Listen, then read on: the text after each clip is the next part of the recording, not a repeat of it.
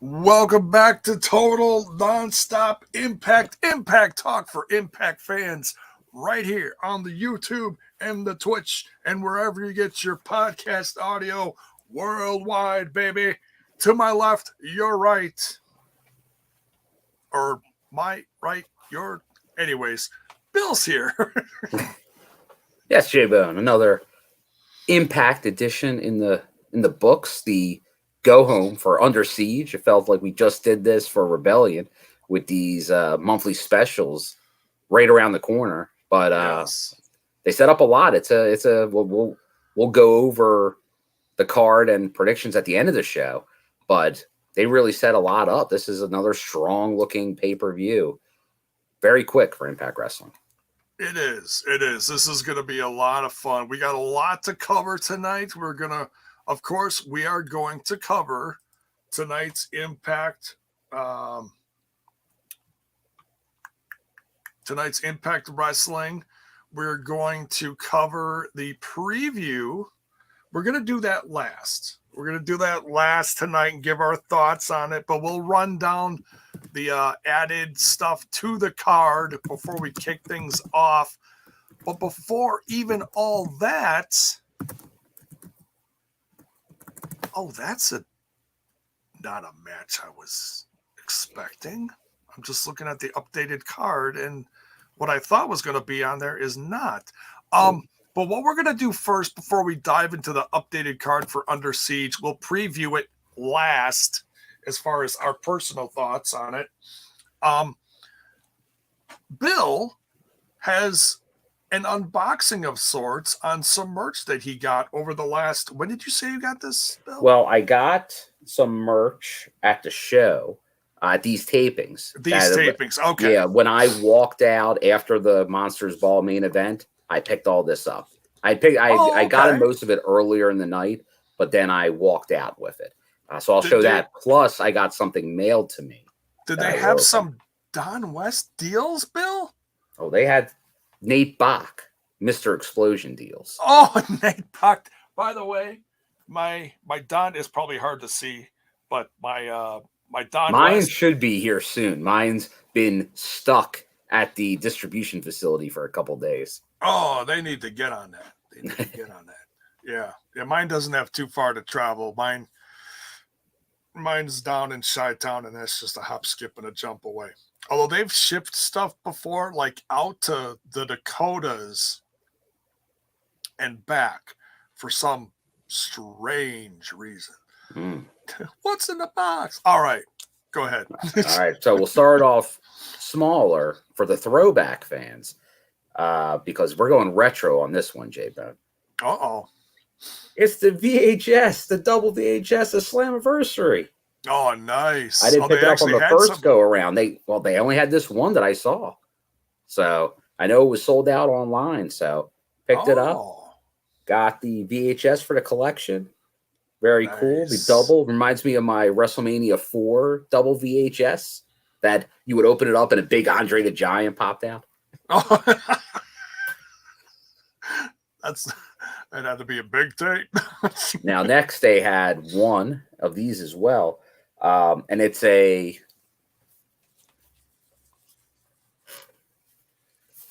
King's Daughter. It's a turnbuckle from when they were doing they had the promotion of the films. They did they did two of them, I guess, with the Anthem owned production company. But this is the one that actually played at a theater near me, and I actually saw this in the theater. And then I saw the shows where this turnbuckle was used. So I'm like, oh, I got to get that. Oh, that's the one with Pierce Brosnan and correct. Okay. So yeah. The King's Daughter made its way. I hadn't gotten a turnbuckle in some time. Is it? It's not autographed, is it? It's not. It's not. Okay. But it's from when it's pretty good. I recommend the film. I know Trent. I see Trent there asking, "How was it?" I recommend it. Nice. I thought it was good. It's like a fantasy movie. Think like Labyrinth, things like that. Or like a Cinderella type of. In a way, yes. Yeah. But definitely check it out. Cool, fun. It reminds me of like maybe a movie you watch on like a Sunday afternoon. So definitely check that out.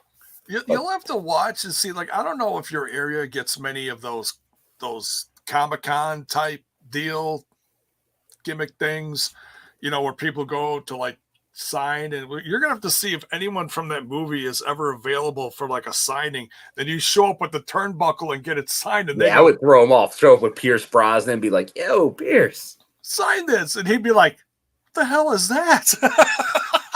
Yo, Remington Steele, sign this. Love Remington Steele.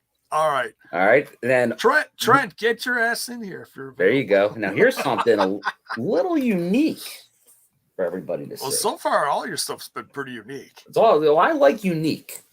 I don't even know if I'll be able to show it all here. But you're gonna back it up a little. There you go. Ooh, what is that? This was from WrestleCon down in Texas. It was like the stand that they had out in front of their booth. Oh, okay. So like the card. Yes. Subject to change. Nice. And you got it signed. Now this one is signed by my good buddy Moose. Oh, tremendous. And he was champ at the time too, right? At the time of this show. So very different. Like I like some of the unique stuff that you can't normally get. And once again, since I flew out there, I couldn't bring home really anything from that event. So now that I have this, I can jump on this and now have a memento from the multiverse of matches. But that's a good transition. That is a very unique thing. I mean, that's something that you can like definitely like hang on a wall or something. Exactly. Nice. So, or unless you got like a big living room and you just like put it on a stand in the corner or something. I mean, that's perfect if you don't have any pets or anything where it's going to get trashed. Exactly. Now, speaking of, hang on one second. Trent's talking something about else that I had mailed to me. Maybe after dark tonight. Trent says, there is one thing I got to do after the show. I got to check on a buddy of mine, but if I don't hear from him, we'll do it after dark. How about that? Ooh. Or tell you what, you could do one with or without me. With or without you. With or without you. Man, we were singing Sledgehammer during the live reaction. Ooh. What's in the box? What's in the box? What's in the box? Cue the Brad Pitt. Got to get my hands around it here. Taped up well by the man, the myth, the legend. Bono. See, they miss you, Trent. Okay, there we go. Now we're cooking here. Now we're cooking with cardboard. Cooking with cardboard. There we go. Now we've opened the box. Oh, baby. Got it. You ready? You ready, J-Bone? I'm ready. I'm sitting. I'm on the edge of my seat. Oh, you got a boot. Hold on. I don't even. Oh, is this 2 boots? Oh, you got a pair of wrestling boots. Boots. I'm trying to look. I'm trying to see if there's ink on there. Are they signed or? Oh, I can't read it. What is it? Moose. Oh, you got moose boots. Moose boots. Nice. Wait, are those ring worn from the first? They're Jordans. He was wearing Jordans. He wore Jordan as his boots early on. Oh my God. Trent, I did put unboxing in the tags already. For those of you that may have seen me, I have worn a different pair of moose boots previously that matched the white Mr. Impact. That is unique. So this is a difference. This is one that he went against Mike Bennett on paper. See, I'd be comfortable doing something like that. like I know some people like sell trunks and stuff. Like I'd be real uncomfortable getting like trunks from Yeah. someone. But boots, like wrestling boots, like I don't care what kind of boots. Can't go wrong with the boots or the shoes. And let's just say I've worn Moose's shoes before. So you may see Bill rolling into who knows, maybe a future taping, maybe Under Siege with these babies on. What size are those, Bill? Is there a size on those? Did he tell you? Let's see. Hold on. The Nike, the Jordans will have a size on them. Yeah, they should. They are a size 13. And guess what Bill is? A size 13. Really? Wow, you got some pretty big feet. See, depending on the shoe, it's a 12 to 13. Right. Like my Vans, I wear as 13. Some of my other like dress shoes, I go 12. But yeah, because like for example, but I think Moose went small on some of this stuff. That's the problem. I think Moose is more probably like a 14. Like he's got a. So those ones are a little tough. See, I graduated from high school, so in a couple of years after that, it was like 94, 95-ish. I used to sell shoes, so I learned little insider things like, like Reeboks run bigger than Nikes and stuff. They all run a little different. Sometimes you're a size off. Right. Oh yeah, up to the size off, absolutely. Like you get a size 12 in Nikes, so you get a 13 in Reeboks. Yeah, it's weird stuff like that. Wow, that's fascinating. Awesome, dude.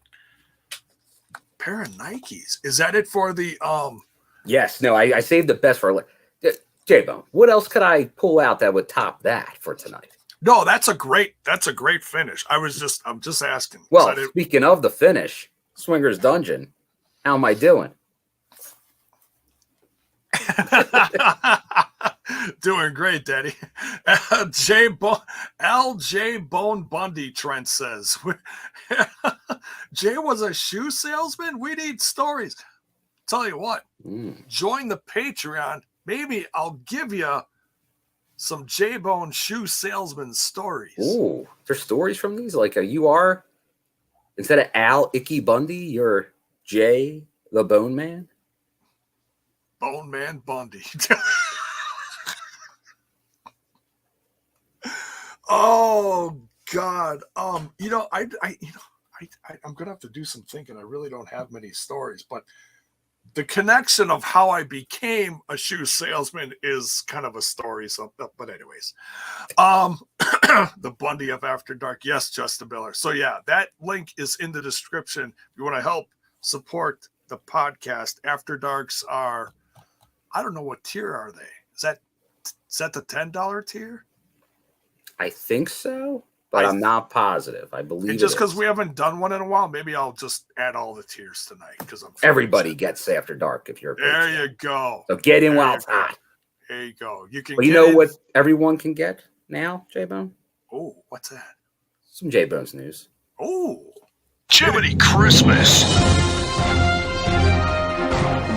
And now it's J-Bone's news.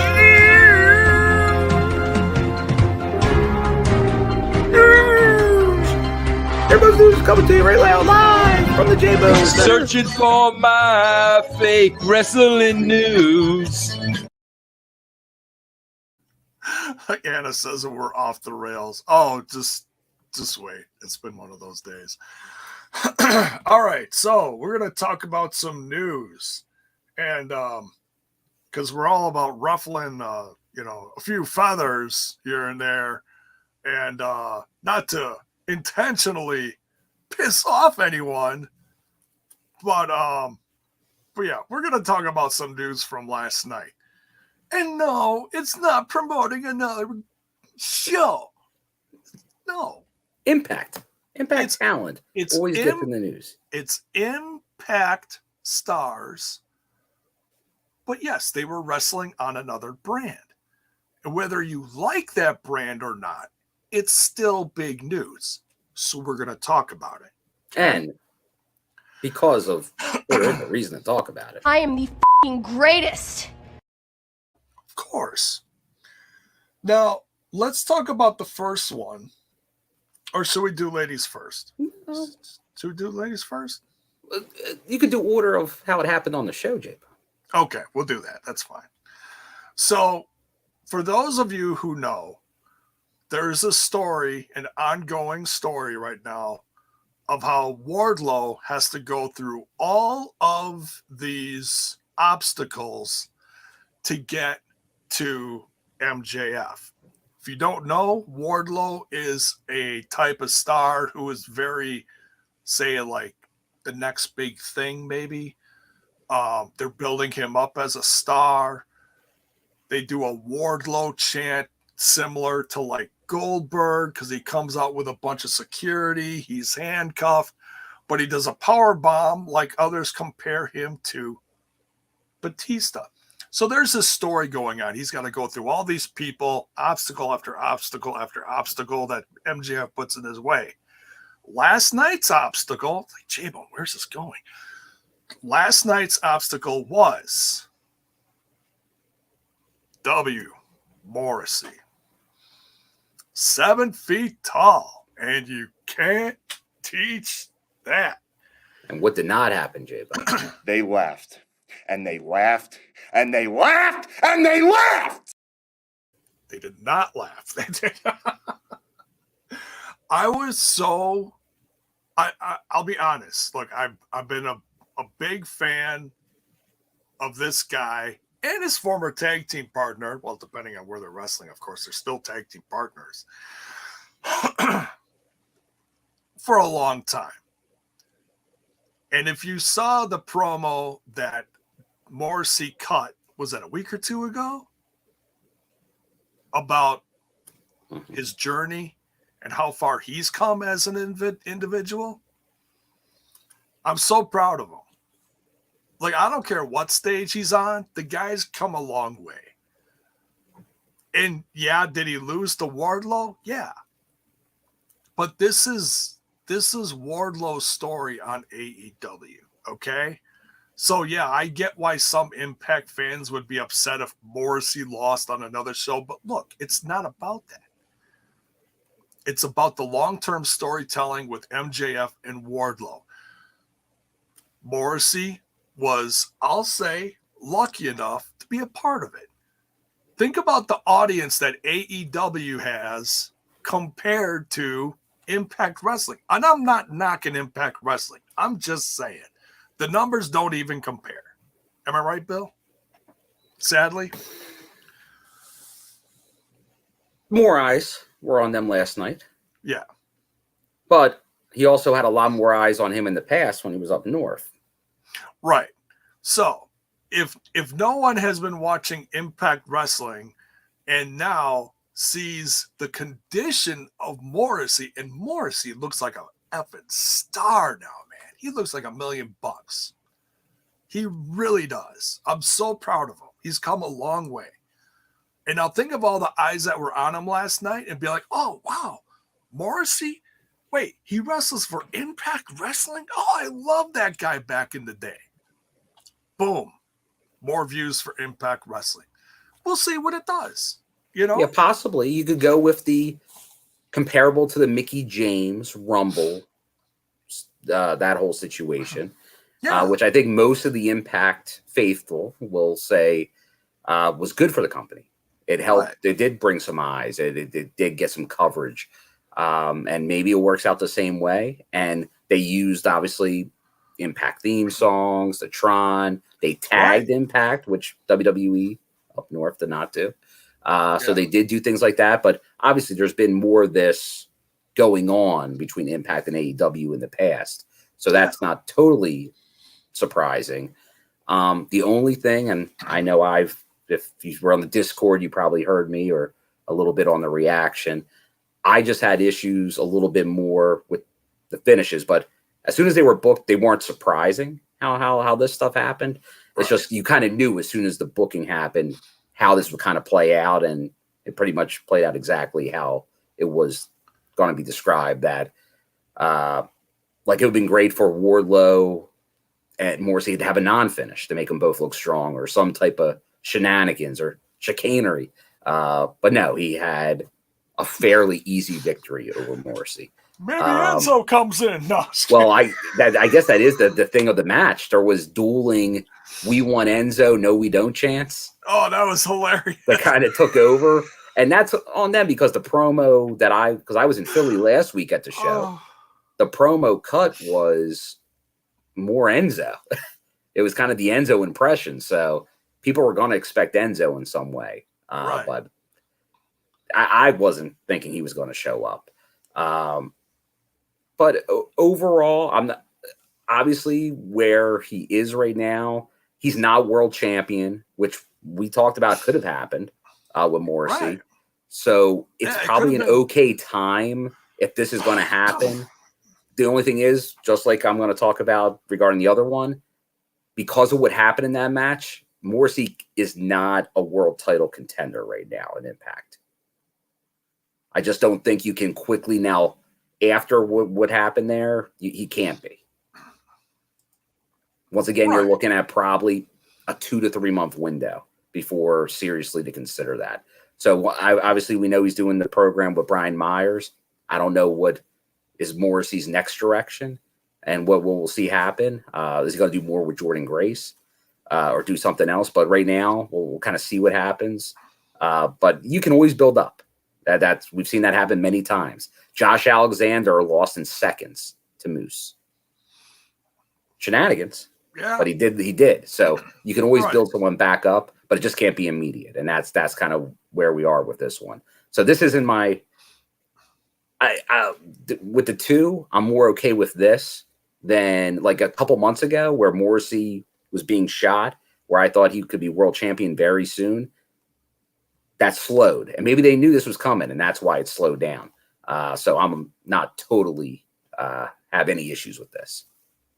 Not perfect by any means, but hopefully they get something out of it. And there's still all the unknowns.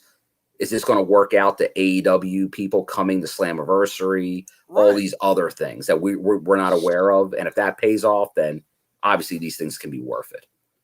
Right. Yeah. Like we've talked about before on here, how it turn into maybe a Kaz and or Christopher Daniels or who else? Samoa Joe. Yeah, Samoa Joe, Jay Lethal. Yeah, who am I thinking of? Jerry Lynn. You know, Jerry Lynn, Christian Cage. Right. Yeah, there's a number of people that they could bring back for the anniversary. Oh yeah, and obviously TJP, Sting. Oh, Sting. Yeah, there's a ton of people. So we'll just have to wait and see what happens. All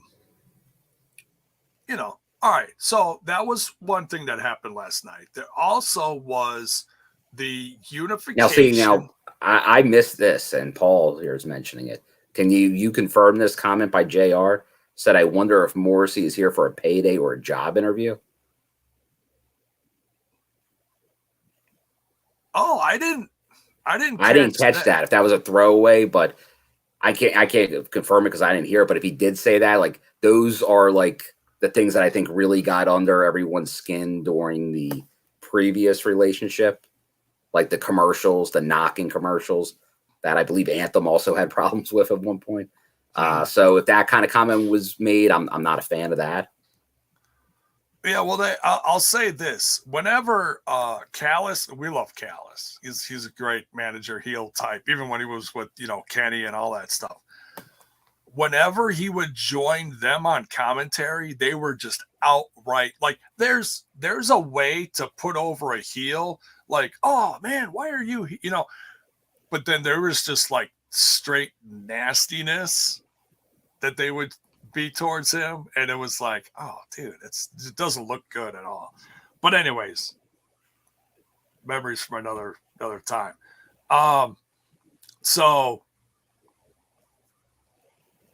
All right, so the other match was a unification of the Ring of Honor World Women's title.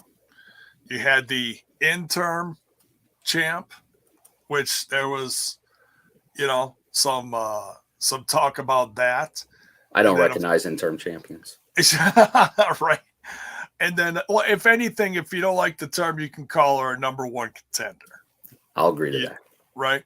So, I mean, in realistic, that's what she was. They had to find someone to face Deonna Purrazzo, who was the World Women's Champion and has been defending it faithfully on Impact Wrestling and Impact pay-per-views. So yeah, it's took that title from Roxy. Right. Roxy, and now she's somewhere else. She's occupying probably one of the similar cells that Taya was in recently. But anyways, but look, so I wish that this match maybe had a little more time. I think it had it clocked in that Mercedes Martinez and Deonna Purrazzo clocked in approximately 10 minutes, give or take a little. Yeah, I think it. I'd have to see, like, if you're counting entrances and all that, but I think actual in ring, I think was a little under. But that I think that's exactly what I said. I thought that it was going to be around 10 minutes. Honestly, if it was 5 to 6 minutes, that would probably have been the most insulting thing to do. So it could have been worse. Yeah, I said that they needed at least 10 minutes, but they don't give their own women that amount of time, so you couldn't really expect more than that. Right. I mean, and they have been slowly getting better as far as featuring more women on the show, building matches for other times, building short rivalries. It has been getting better. Does it talked about a lot? No. But if you want to hear about it, I do it over on my own podcast, Cheap Plugs Smashes Podcast. Thank you, Bell's Boy. Oh, yeah. For the super chat there. J-Bone spitting facts. Thank you, J-Bone, explaining last night. Bravo. Hey, thanks. Appreciate it. I know some people aren't happy about it, but like I said, we're doing it to show love towards the Impact stars that went over somewhere else. And did they win? No. But they put forth a good effort and made it still put themselves over doing business. They did. They did business. That is how you do business. At times, do I, and I think other Impact fans feel like that's been taken advantage of? Yes. But I get it. And you know me, I'm a believer in doing business. Some of the previous talent that didn't do business, I bring up at times. Right. So overall, I think the talent like Deonna, Morrissey, obviously Coach Scott, they're all ready to do business. I always just bring up AEW to not do business to the best of their ability with Kenny Omega as champion. Yeah. So look, I'm proud of both of them. I enjoyed both matches for what they were. I'm obviously not everyone is going to have the same opinion as me, and that's fine. Look, I've watched a ridiculous amount of wrestling in my lifetime. I'm a much different fan than I was over the last few decades, and I choose to enjoy what I choose to enjoy, and not everyone is going to enjoy the same thing. I try to look at more positives in things than so many other people out there that just shit on everything for every reason under the sun. And look, I've been around too long. Life is too damn short. Let's just enjoy some wrestling, and watch what you want, love what you love. It's all I'm saying. Now, critique. Like, I told you I had more of an issue with the Deonna match than with the Morrissey match. Once again, it main evented. Great. They could have not had a main event. So that's great. They gave it 10 minutes, close to 10 minutes. Any less, I think, would have been insulting. So, okay. It would have been great a little bit more, but okay. My big issue is still the finish of the match. I think it would have been great. I think it would have been smart if they would have had Deonna win the match and then drop it at the pay-per-view. I think that would have been a perfect scenario.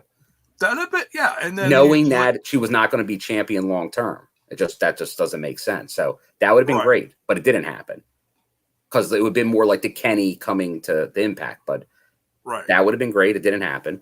So if she did drop it last night, maybe not clean would have been a good way. And then if it's clean, not a submission. You can't have the face of the knockouts division submit. That's my only real beef with that. So that I was not thrilled by. That put a bad taste. And I think that might be overall the bad taste from Impact fans today or other wrestling fans. Like, how do you have her tap? Like the whole thing up north was Cena never taps. He passes out before he taps. So there is something to that. That's the thing, though. I'm trying to remember from their match that they had at was it Knockouts Knockdown? Mm-hmm. When she beat did Deonna Purrazzo tap? No, I do not believe she tapped. Okay, because I was gonna say it makes sense if she tapped to Deonna Purrazzo because she does the whole. She very well tapped on, but they're not going over Impact Television for storylines. Yeah, well, I'm just saying it's tap for tap, whatever, you know. But anyways, all right. So like I said, very proud of both of them. Enjoyed the matches, enjoyed the storylines. Opinions are going to differ, and it is what it is. What else you want to talk about for new stuff, and then we'll go over the updated card and then jump into Impact. There you go. Let's see. I know one thing that did come up. Obviously, we were doing the reaction, but I heard it that Mia Yim, Jade from Impact TNA days, Dollhouse, was doing her Twitch, and she was telling people on her Twitch that she will not be doing Twitch this weekend because she's unavailable for reasons unknown. She'll be back on Monday. There's a pay-per-view and some tapings this weekend. So her next scheduled event is at the end of May on a non-Impact weekend. So just stay tuned. She's leading hints out there, and we know with the Inspiration no longer in Impact, there are knockout opportunities available. So that might be something to keep an eye on. I wouldn't mind if she comes back. I know she's very talented, women's veteran of the ring. I really don't know how long has she been wrestling, Bill? I don't know. Overall? Like she was part of the Dollhouse, and that was I'm trying to remember when that was. Was that like 5 or 6 years ago? Yeah, no, a while back. I'm sure she was probably doing a while before that too. So I got to imagine she's at least a 10-year vet, maybe longer. I'm not 100% sure because I know she was doing some of the, like, I think Shimmer and Shine type shows before that.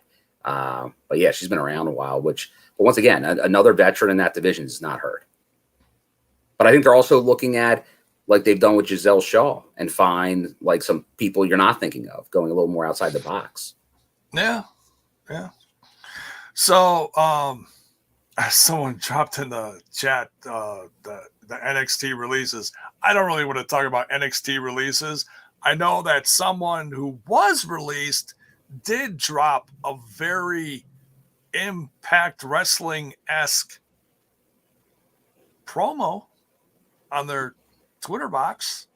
Yeah, like once people start referencing the company, then we'll obviously bring them up even more. But it's definitely something to keep in mind. Like obviously when there's free agents out there, I'm sure Impact's always looking. I'm sure D'Lo Brown, Coach D'Amore, I'm sure they're all looking around. And obviously Gail Kim with the knockouts. And even the talent, even a lot of the Impact wrestlers, they're doing the indie shows. I'm sure they're bringing back information. Like Iceman, I think he had a lot to play, and maybe some of these people too. When you got like the Josh Alexanders and the Mike Baileys. Gary Rossetti says they showed Rosemary versus Jade tonight on the Impact in 60. It was all dedicated to knockouts. Oh, and nice. They had like a 4-way in there, and so yeah, all sorts of stuff. We got some nice numbers watching the show. Hey, make sure you smash that like button, smash that sub button as well. Share it with your friends. All right. Any other news? Just I was looking around at some different indie shows that some Impact talent's showing up on. That PPW I've talked about, that's close to me in Pennsylvania here in Broadheadsville. Okay. They've added both Rich Swann and Chris Bay for their May 21st show. So very cool to see them. And then Josh Alexander's opponent was just announced for the July 1st show in Newark, New Jersey, of a new promotion out there, Garden State Professional Wrestling. And it is it's a pretty big name wrestler from the DDT promotion in Japan. Yeah. Oh yeah, there is that news about Willie Mack going around. I don't know. Maybe take that with a grain of salt. That seems a little over exaggerated. It seemed very I don't know. That story smelled to me for some reason. Yeah. I mean, we'll see. I mean, is it very possible that he could have had his last match in Impact Wrestling tonight on TV? Possibly, but I don't want to like jump all over that, and you know. Because once again, even from that story, it still sounds like it feels like whatever contract he may have been on, if that is going to like, it could go into a pay per appearance deal, right? So, which I don't think they've written him off in any way. So I have a feeling he's going to be seen in the near future. Right. And if anyone was kind of written off tonight, it looked like Brian Myers was. And maybe. I know that's been news recently that his contract. But once again, Cardona's been on a pay per appearance this whole time. And he's been here every set of tapings. Right. Yeah. So even if it's a pay per appearance, it's still just a different kind of contract. You still got to sign some kind of dotted line. Yeah, it seems like they're still happily working together with both of those individuals. So yeah, I wouldn't worry too much about that. Yeah. Oh yeah. Now I do know some people are mentioning for the news as well about the former world champion Tessa, and wow. Yeah, I really wasn't going to touch that just because none of it's confirmed by anyone. Yeah, it seems like there's at least she's probably exiting, but reasons are unknown. Right. Yeah. Specifics are not known, and I don't want to put a lot of weight on it. I mean, no, I agree with that. Yeah. Deuce Robinson went back to New Japan. Did he ever leave? Well, his contract was up. Well, you know what, J-Bone? I think this is worthy because I believe a lot of dirt sheets said he was gone from New Japan, and I think they all got played with a storyline right there. Oh, they worked themselves into a shoot. Yeah, so they get a little of this, J-Bone. Longing for that fake wrestling news. Don't believe anything that you read on the internet.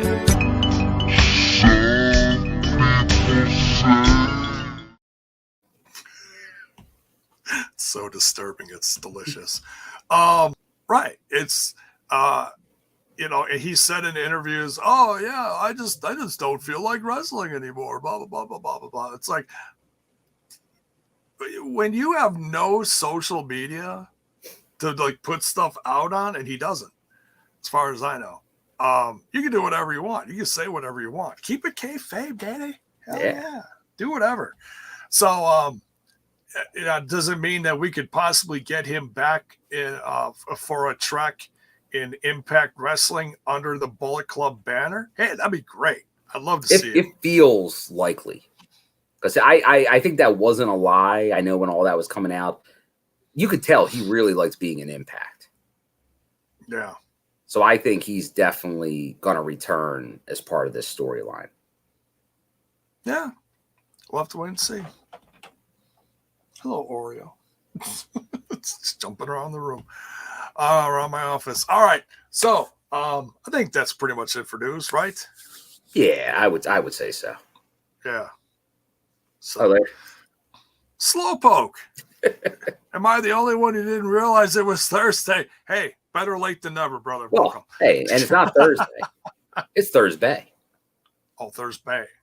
There you go. All right. So let's dive. My cats are stinkers. All right. Let's dive into some Impact Wrestling. Let's show off the updated card and go over the episode then. So now this is a new one. Should we do a little share screener, Rooney? All right. Screener Rooney that.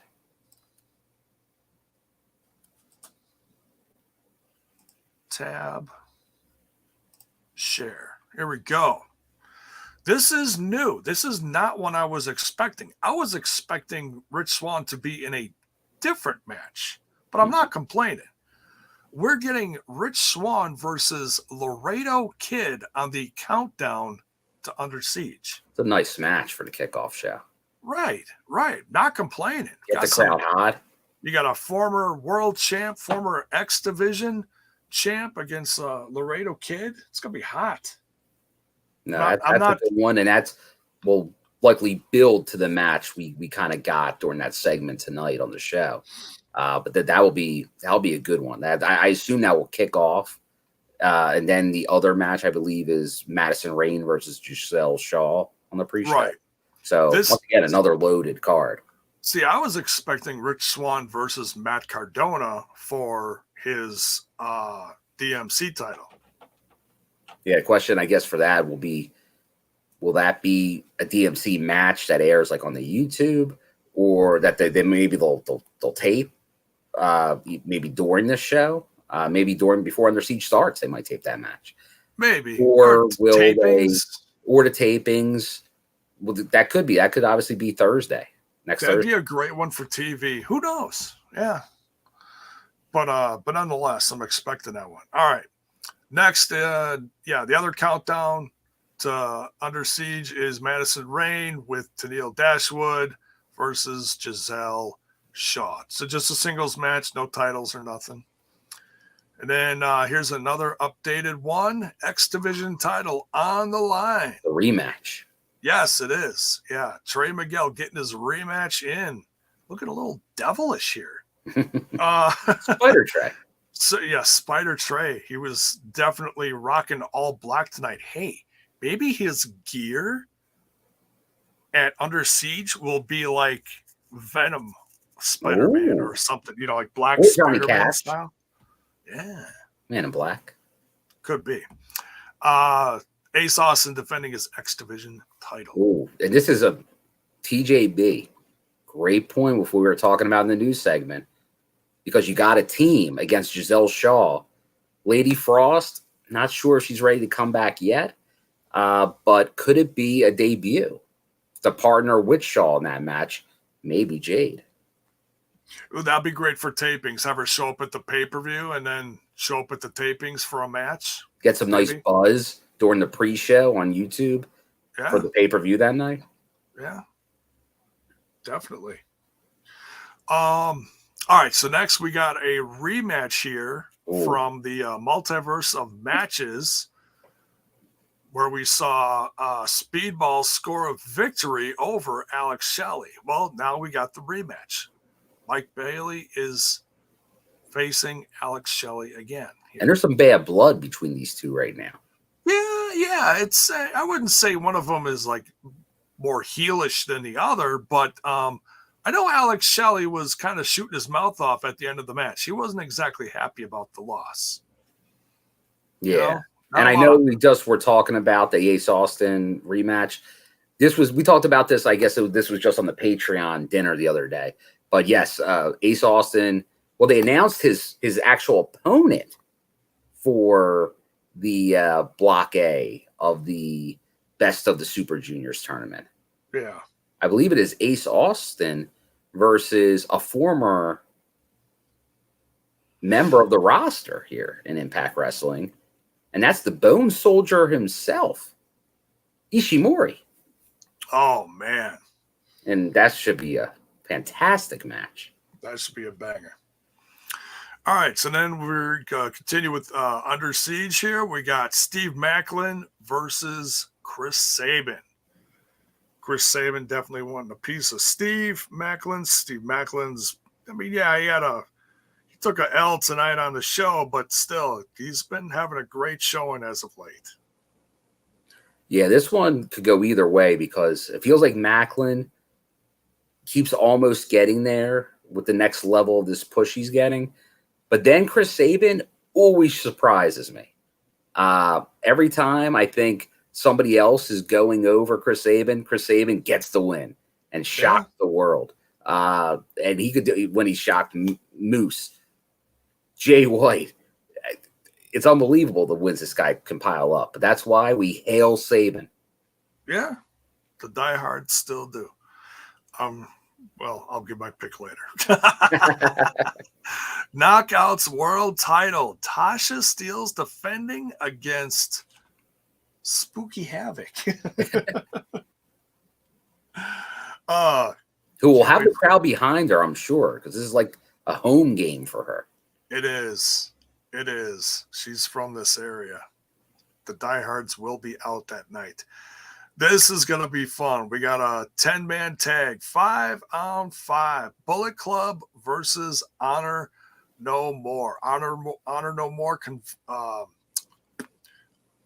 consisting of Taven, Bennett, King, Vincent, and Eddie Edwards versus Bullet Club's Jay White, Chris Bay, the Good Brothers, Gallows and Anderson, and a returning El Phantasmo. I call that El Fantastic. That is El Fantastic. Now, the one thing, if they were to bring any New Japan merch with them, I would, when they had the show in Philly, they ran it, they were gone so quick, I would have picked up a pair of the El Phantasmo glasses. Light up El Phantasmo sunglasses. Oh, is that a thing? That's amazing. That's a thing. But Phantasmo is, I if anyone remembers the reviews when he was here the first time around, I am a huge fan of El Phantasmo. I would love for him to stick around more. I think his act is so entertaining. In a way, it's like me popping for Johnny Swinger. It's like, because he's just an old school heel, but with like more of a current gimmick. Just like how Johnny is with an old school gimmick. And I think it's great. Yeah. There you go. All right. We are getting the rematch. Deonna Purrazzo's not going quiet into that good night. She wants her AAA Reina de Reinas title back. Taya Valkyrie will be defending against Deonna Purrazzo. That's a big one. We talked about it before. There's a lot at stake in that match because that really determines Deonna's direction going forward. Yeah. Because a defeat here, tag division probably, maybe with Chelsea. If not, it's going to be probably a long way back to the top of the Knockouts division after that. She needs something fresh though. You know, I mean, she's still a top knockout in the division, but she needs a fresh start. I mean, yeah, losing these titles that she's been defending so graciously over the last several months is kind of, it's hard to lose them. And she's been called the champ. Hi, Rocky. But, hey, freshen it up. Give her, because that's one thing that she really hasn't done since being, in the company, is being a tag specialist. I think it's time to get yourself a kick-ass tag team and put that notch in your belt. You know? I agree. So, although I have a feeling it's going to go one of two ways, where it does go tag division, possibly with Chelsea, or I don't know. I have some sneaking suspicion if she is not successful here that I just see her, maybe not immediately, but getting involved in a storyline with someone that I believe ended her first title run. oh, that would be returning maybe pretty soon. We'll see. We rarely mention Su Yung. Correct. Yeah. We'll see. But nonetheless, these two are going to put on a banger. We got the tag team title match, which is one that I am looking probably to forward the most on this whole card. We've got VBD defending against the Briscoes. Them boys. Them boys It's definitely are on the match show I'm tonight. looking forward to the most. Yeah. Some good old tag team wrestling. Me too, Jay. Ah! Stop that. Hi, Joe. That looks good. I'm going nowhere. Here's a cat. Meow. Behave, Rocky. All right. Next. Last but certainly not least is Impact World Title, newly crowned recently, Josh Alexander defending it against one of the toughest SOBs in the world, the Stone Pitbull himself, Tomohiro Ishii. Yeah, I know we talk about this later. I'm going to stick with it because I know you were like, maybe you're not looking forward to that match. And I think that's one where somehow the world title likely main event is going to be maybe a match that could not steal the show because it's going to be a great match, which it very likely will be. But I think it's going to be a slow burning. People will get into it more as the match goes on. My guess is the first 5 minutes of this match, the crowd might be like, what's going on here? And then it changes. Right. Yeah, and I totally agree. Slowpoke says Ishii is the definition of a thick boy. Right? Yeah. So yeah, and I'm excited about it. It's just not top of my list, So it is what it is. Everyone's got. And then their here's Circle's thing saying, would it be hyperbole to say Under Siege might be a better show, top to bottom, than Rebellion? The card's strong, very strong. Yeah, because the matches are very fun. I don't know. We'll have to see how it plays out on Saturday. But it looks like we are getting some surprises. We'll talk more about that later. So all right, we've been doing this for almost an hour now. Let's dive into some Impact Wrestling from May 5th, 2022. We start out this cracked me up, Bill. This cracked me up so hard.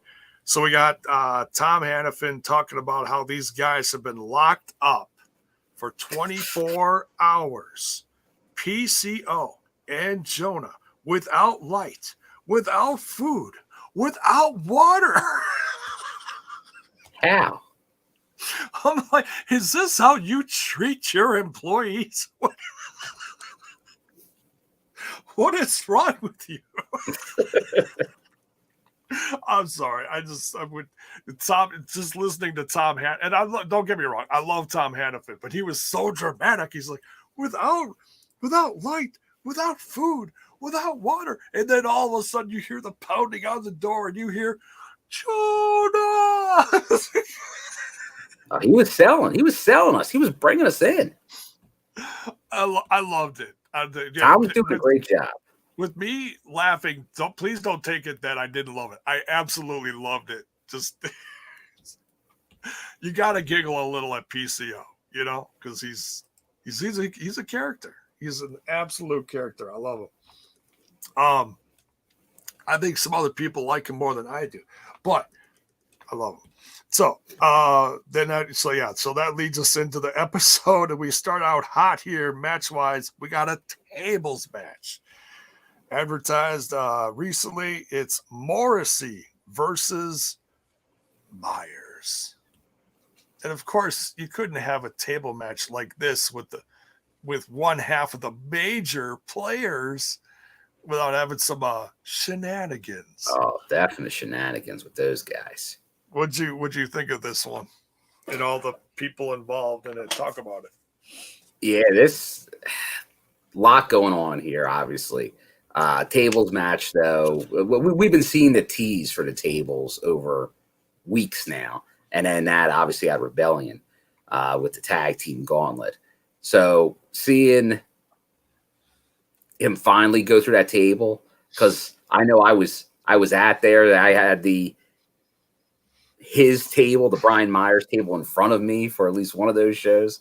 Where he didn't go through the table, and although I did enjoy seeing Raj Singh go through the table. That's always fun. But Brian Myers going hard through that table, very hard through that table. Like hey, you got a fist bump from the man too. Morrissey. I'm a big fan of Morrissey, and I still think he is a guy like the sky's the limit for, with that look, the size, and we've talked about it because I was at the ECW 2300 Arena when he was at his bottom, and to see him what he's doing now, it's great to see. Right. And I think that will, if he's in Impact, which I think he will be world champion at some point. He will be a face of the company. Time frame, not sure. But he's all the tools. And you see the crowd turned him face. He was a heel. Remember, no friend. He was similar to Maclin's persona. But then it turned in Vegas, the Vegas tapings, because he does it so well, just like a good heel, that he starts getting a mixed reaction. But then he went all the way from mixed reaction to face. And different than a lot of other heels, when he starts getting the cheers, he reacts to the cheers. He likes the cheers. Oh, yeah. So he was naturally becoming a face. And then I credit to Impact, they jumped on that and are like, you know what? And they do. They need it because everybody was Eddie turning heel and all. They need faces, and Morrissey is a great face in that main event scene, so they need him. But this was fun. It was a fun match. It was. He had a lot of different crazy looking table spots and stuff that I've never even thought of before, where the major players, Matt Cardona and Brian Myers, actually grabbed the table and they were gonna break the table over Morrissey, who was standing in front of the trying to hit him with pieces of the table the whole time. Right, yeah. It's the win of the match, guys. You gotta go through it, not a piece of it. Right, yeah. Well, that, and I meant when they broke the table in half around the corner of the ring, and he ducked out of the way. Yeah, all sorts of crazy stuff. Yeah, this is an interesting thing to look back on. In Vegas, he was in the match with Cardona and Eddie, who were both faces then. Yeah, right. And he's now the only face in their heels. Yeah. So, but yeah, that was very fun match. A lot of chaos, a lot of shenanigans. You had Matt Cardona involved, and you also, see Oreo liked it too. Chelsea Green even got involved. Yeah, I was worried for a second there with Chelsea. Yeah, because she was right in the mix in the midst of everything going on. Tables flying, tables exploding. That one spot, I know who said that. Yeah, Gary here says that was a table. English here. That was brutal watching Brian Myers go through that table and hitting his head on the floor. I'll tell you, when Morrissey had him up in the ring to go to the outside, and I'm like, man, he has him up early. Like, he lifted him mid-ring. Yeah. And he started going with the momentum. I'm like, ooh, running start into it. I'm like, this is going to have some trajectory on it. As they like to say in baseball, it had some exit velocity. And when he hit that table, it exploded. Yes. And that wasn't a gimmick table. That was that was all Brian Myers on that table. When they explode, and it looks it was crazy. It's crazy.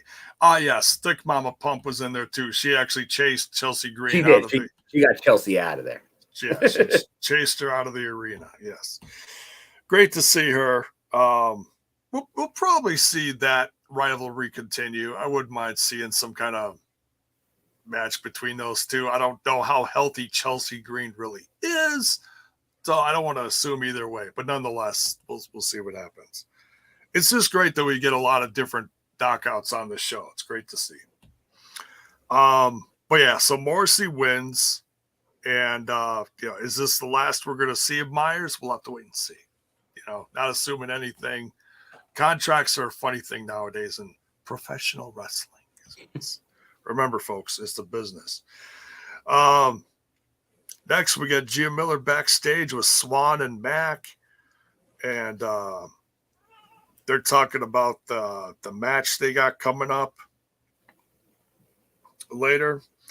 And all of a sudden, they get interrupted with Matt Cardona, and he and Chelsea are carrying Brian, and he's like, this guy needs a doctor or whatever. He's screaming this. We gotta get this guy to a hospital. I thought he was screaming. But the truth is, you're nothing but a mid Cardona. Yeah, you're close. Yeah. And so then what it sounded like here, unless I missed it, sounded like Swan challenged Matt Cardona for his DMC title. Yeah. So I thought that was one that was going to get added to Under Siege, unless we get it a different way across social media. I think maybe Cardona is ducking Rich, and he has this to say. That son of a bitch. Oh, absolutely. Absolutely, that son of a bitch. So, but nonetheless, Swan is getting on the pay-per-view. He is facing Laredo Kid. Who knows? Maybe Matt runs in and wrecks the match, builds it even more. He's been known to do such things. Yeah. I wouldn't do that against Laredo Kid, though. Just saying. Or Rich, for that matter. Let's see. Next, we got the X Division title on the line. Rocky Romero going after Ace Austin's X Division Championship. This was fun. Mm-hmm. Man, Rocky Romero you forget how good he really is. No, he's an excellent worker. Always has been. Yeah. And you can see, he almost feels like a regular at this point. He's made quite a few Impact appearances over the last 6 months. He's probably traveling with some of the Bullet Club guys, Well, he's part of the Talking Good Brothers. Crew. Yeah, he is part of that crew, the Gallows and Anderson's crew there. Probably shooting some podcast footage on the road from the tapings. I got to catch up on some of those. Yeah, it might look like that. It smells like beer, sweat, self-tanner, and baby oil, brother. Ooh. Life on the road, Bill. Is that what your life on the road is like? At times, Shaper.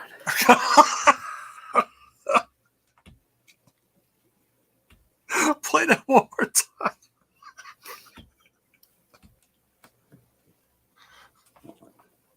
All right, here we go. One more time. It smells like beer, sweat, self-tanner, and baby oil, brother. That's Bill's car when he's on the road. You're on the road long enough, it all happens, Shaper. Right. Maybe a little less tanner. I don't know. All right, so but Ace Austin defends successfully. I love the way he sets up that what's his finisher called? The fold. The fold. I love how he sets up the fold. It's been a bangorama. It was, absolutely. Trey Miguel then gets in the ring dressed in all black. What a switch. You're right. You made the Venom reference. Maybe he does all the Spider Tray stuff. Maybe that's black Venom and white. Tray. Venom, yeah. Or the black suit Spider Tray. Yeah. I wouldn't be surprised. Little black and white Spider Tray. Just was shocking because he's usually very colorful. You're right, but just don't call him. I look like a young boy to you? Oh no. Certainly not a young boy. But he challenges Ace. He wants the rematch at Under Siege. He's going for that X Division title. Next, Gia Miller with Josh Alexander, talking about his match coming up with Ishii. Then we get the classic looking coming soon promo. Mature audiences only. Love it. Love it. Some different faces this time around. Who did we see? Well, we saw Eric Young again. We had seen him before. But then the following face is someone we had not seen before. And they only can say 3 words about this guy. In my ass. Moose. Moose was shown. And we had to know. We don't know where Moose goes from here. Since the title, he's not advertised for a match, but he was advertised in this. And spoiler alert, a lot of hints that this could be Sami Callihan. But remember, when a certain Sami got injured, it was going against Moose. Yes. Well, I believe that match never aired. I think me and the people in Skyway at the time are the only people that ever saw this match. Oh, wow. And because then they redid it as just, I believe, a singles match when they refilmed it. But obviously it's known, the storyline, so they can definitely have it be Moose, like Moose was the attacker. So it would make sense. But we've now seen a number of faces, including Deonna Purrazzo. So it's going to be interesting, but we kind of know officially there was hints at the date. It looks like it's Under Siege, the 7th. And for those of you that don't know, the EGV, E is the 5th letter of the alphabet, G is the 7th, and V 22nd, 5/7/22, date of Under Siege. So, and I think they even showed the date in this promo. It's like an evolution of the ICU gimmick. But the whole thing with the grindhouse cinema aspects of it, I'm very intrigued by. Yeah. Because I love that type of style. And if he's going to have like a new type of character coming out of this, like I almost see and hear this, and I almost think of like a guy like Vincent. I'm like, he'd fit into that type of thing. Yeah. And who knows, maybe he will if they're bringing people along with him, if he's not coming alone. So it's going to be real interesting to see how this all plays out. It feels very Tarantino, Robert Rodriguez-esque. It does. So who knows? I mean, and Sami Callihan had a very interesting, almost supernatural character in Lucha Underground. Yep. And he's always brought some small element of that to this gimmick or that gimmick. He's always evolved a little bit in Impact Wrestling. He even borrowed some stuff back from, dare I say, his NXT days, which that stuff like almost like, I don't think it even ever aired. When he was doing like it was like a hacker gimmick or whatever the hell you call it. You know, that was one of his more recent ones. So that was kind of his last gimmick before the injury was the hacker. Right. Yeah, I see you. Yeah. Reality's lost, Javen. So he's it always is. So just like me, half the time I'm just lost. So yeah. Who knows what he's gonna bring this time? We love Sami. We miss him. And who knows if he's coming alone or with someone. Yeah, Solomon Crow. Thanks, Mayor. I couldn't think of his name up north. But anyways. Ozzy. Which one's Jay? Right. Which one's Jay? Right here. And I'll just give you a heads up. Be on the lookout next to me, my buddy Dave. Let's just say he might be pulling for Sami Callihan. You'll notice him as the guy pulling the most for Sami Callihan. Oh, Dave's gonna be with you, hey? Dave will be with me. Nice. Taking How's the he trip. doing? Is he okay? Doing good. I talked to him today. He's ready. He's ready to hop in the car and head out to the Ohio, Kentucky area. Nice. Give him a big old hug from J-Bone. There you go. Hope he's well. All right, so now we've got a new face in the ring here. Damarus. Yes, Damarus. And I'm not familiar with. Do you know anything about her? No, indie-wise? I'm not. I'm not familiar with her. Okay. I'd seen her. I think she was even doing some crew stuff as well.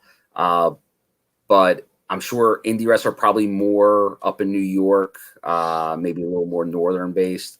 But I thought she was, for the brief interaction in a Masha Slamovich match, I thought she handled herself pretty well. She looked like she looked professional in there. It was short but sweet. She got a little offense in, a little bit. And honestly, you get anything in against Masha, that's something. So that she got a little bit in, it actually seemed like interesting. Yeah. Now, one thing about Masha that I did notice, she had a slightly new look, similar hair, the punk mohawk style, different jacket. Big yawn from Ozzy. Am I that boring? Thanks a lot, buddy. Jeez Louise. Too many Christmas. And new music, new entrance music. It was almost felt like it was like a Western at first. So it's because I heard it was like a whistle, Yeah. Like, well, there's always that whistle. Oh, did she have it before? Yeah. Oh, okay. Maybe I just didn't notice it. And then I always like to say it sounds a little bit like Unleashed, the Ultimate Warrior theme song. I always think it sounds like has a similar beat to it. Okay. All right, so maybe it's not as new as I thought it was, but we haven't seen her in a few weeks. So, all right. Yeah. she's still, we're still getting to know Masha. So, but yeah, so Masha gets the win here in less than a minute. But I one other thing, you're talking about the look. I did notice, and I see Anna saying it right here. They didn't mention she was from Moscow, which I believe kind of that's been for a while. I noticed that when like Penzer didn't announce that previously, but you can see like kind of the Russian flag colors are completely gone now. Right. There is still that style of the text in the background. Correct. But it's slightly different pieces have gone away, which is kind of what we thought would happen. And it was probably the right way to play this. Don't pull a Jake Christ, put it on ice, because you don't want to kind of go in that angle or mention anything. Just tone it down to a level, and that's what they did. And I think they're doing fine with it. I don't think there's really any issues with it right now. They're sticking with probably the tone it down a little bit, maybe because the squashes have seemed like they maybe have gone on a little longer, but it's more because I think they slowed it down. It probably would have had a peak, but I think they were kind of repackaging on the fly a little bit. Yeah. Keep it short and sweet. Don't overdo it. Yeah. But yeah, so she's still doing this. I know some fans are getting a little tired of it, but you got to understand when someone's being slightly repackaged, you got to be patient with it, So I'm sure she's going to, the old Babe Ruth and point. She's going to come out one of these days and she's going to point at one of the knockouts after a match, and we'll know where she's headed. Yeah, no, there's going to be somebody, and I think it could be soon. I think it's probably, like, my guess is she has something legitimate going on, like opponent wise, by Slammiversary. I don't know. There's like a gauntlet or a battle royal or something. She could definitely win that at a Slammiversary. But I think you're right. I think probably sometime here, these tapings, Florida, she probably gets a challenger, like a name challenger from the roster. Yeah. So I see that soon. When she bumps into someone or something. Yeah, it'll be simple but effective. They also cut out the Russian talk from the entrance music too, because there was part of her like talking in Russian or something. Mhm. Yeah. So, but she's still a badass. They didn't completely take that away from her, so that's fine. When she gets a win over Damarus, like I said, in less than a minute. Next, we get Raj and Shira cutting a promo on Bhupinder. They're talking about you're not going to get a warning the next time we meet. So they're still building it. And speaking of that, I didn't mention the news. I meant to say it, but because it happened tonight, and we know obviously OVW Shira has been doing a lot of training there. Obviously, referee Daniel Spencer and company from there. But they did a promotion, and I've noticed that some of the local promotions where Impact's doing tapings and everything lately are getting more involved, which is great to see. But OVW did something where if you came to the tapings tonight for OVW, you got a ticket to Impact this weekend. Oh, yeah. It's a cool promotion. So stuff like that's how you build. You build fan bases.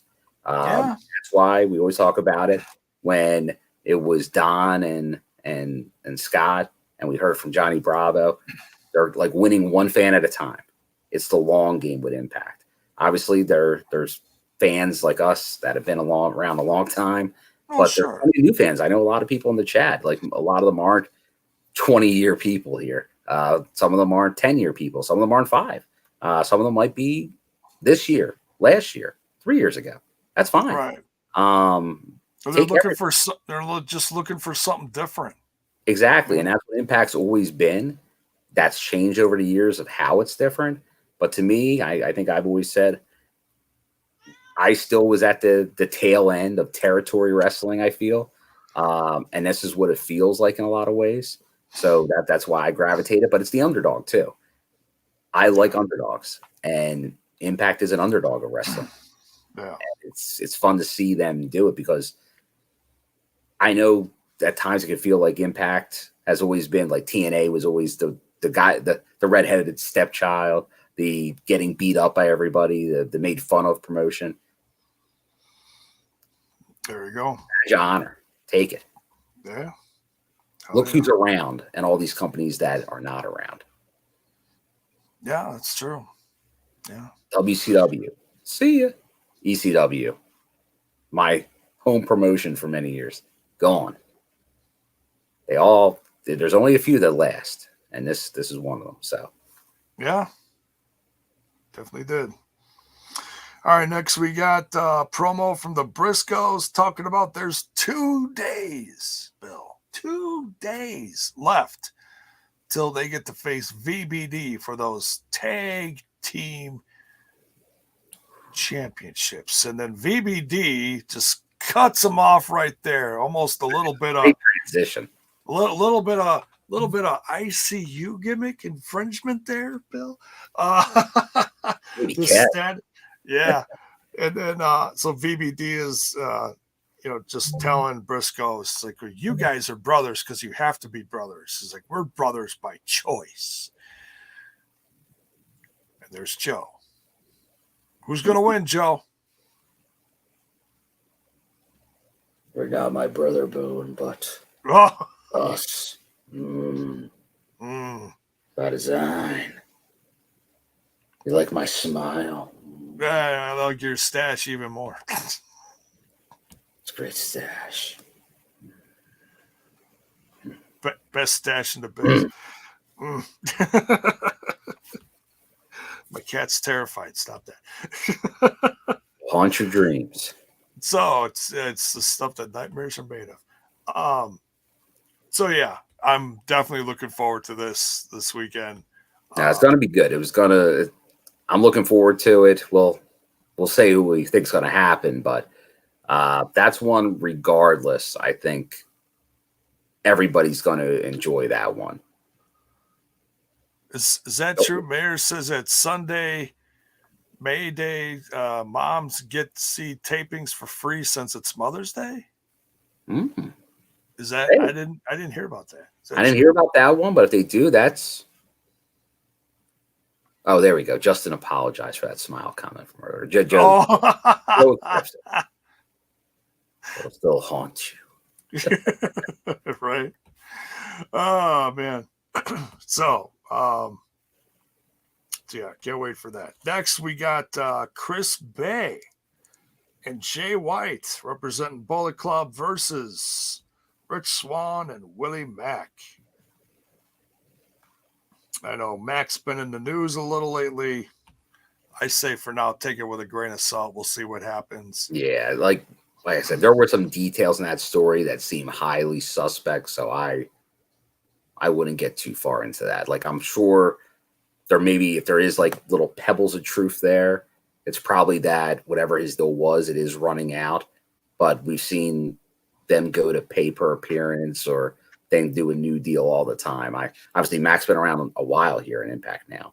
Right. Seems like they get along pretty well. So I don't. It wouldn't.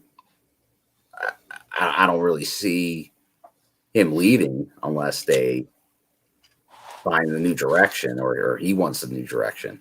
But hopefully that's the case because, for Rebellion, I had the Soldiers beating VBD. Because you look at them, they're one of the tag teams that have been around. There was the injury to Swan that delayed it, but I think they were going to beat the North back then. So it feels like they are due a tag title run at some point. It'd be nice because it goes way back when those two were supposed to have, I imagine, some kind of success, but who knows? Just bad luck on both. Yeah, it feels like after the Rascals, it was their time after that to beat the North, but. Yeah. But this was fun. You got the best of both here, but the Bullet Club comes out on top. And, of course, you got to put over the match that's coming up at Under Siege, the 10-man tag. Honor No More hits the ring, all 5 guys here, and they just run all over Chris Bay and Jay White. But then for the rescue, we got the Good Brothers running down and chase Honor No More out of the ring. So, can't wait to see these two stables tear it up this weekend. No, that should be an excellent match. It'll be interesting to see. Every time they go to a new area, it's just to see who sides with who from the fan bases. And obviously, Bullet Club is going to be pretty over wherever they go. But Honor No More is always interesting because there's such a Ring of Honor base. And especially a Matt Taven, Original Kingdom type base out there. Oh, yeah. So I know there's fans following them to shows now, which is great to see because they were doing it at Ring of Honor. I remember seeing some of the same faces. Not at Impact shows, but at Ring of Honor shows, and now they're coming to Impact shows, and that's great. I always welcome. Everyone can come on board. I don't care what promotion. Right. Then usually once you go to a show, or even watch it on TV, most of the people that don't like Impact or say they don't like Impact don't watch it, and definitely don't go to it. Your mind will be changed. Absolutely. Yeah, I hear people's minds getting changed all the time now. Yeah, it's like you said, it's a fan at a time, So yeah, we'll see what happens this weekend. Then we got Decay playing mind games and trapping and scaring Tasha Steelz and Savannah Evans, which almost looks like what looks like just a backstage area. Then we got the lights flashing and doors slamming, and Decay's just all, smoke and mirrors. Great creativity for pretty basic setup to do what they did with that. Credit to the video people, the editors. They put together pretty much a hallway and made it into a haunted house almost, a house of scares. Right, they were just coming downstairs and then they were trapped in a hallway, and then there was, the music and the lights, and Savannah gets, she tries going into another door. She gets trapped by herself with Rosemary and taken out. Transformed. Yeah, Justin Miller says the undead realm. Yeah, kind of transformed into that. But I don't know. That was always Sue Young's thing. Decay was always a little different, but nonetheless, but yeah, craziness, just craziness. So of course that's leading up to Havoc challenging Tasha Steelz this weekend. Deonna Purrazzo and Taya Valkyrie cutting promos on each other. Little promo segment here, talking about the AAA Reina de Reinas title that they're going after. Taya defending. And then we get kind of a strong style match here. We got Maclin versus Ishii. What you think of this one? Now, this was an interesting one. When this match appeared, it's like, ooh, surprising. Because not surprising that you got another Ishii match. Because you're like, oh, yeah, Ishii, especially that he's going to be going title match, makes sense. Get him somewhere in there before the title match. But Maclin, now once again, Maclin, he wants a shot at the title. And he had a huge win at Rebellion. You might say, after Josh winning the title, the biggest singles win for any wrestler. Like when we were saying who's the number one contender, when we didn't know about Ishii yet, Maclin really had a shot. So that's why they're kind of fighting, because they both have one's getting the match and one isn't, but thinks he should.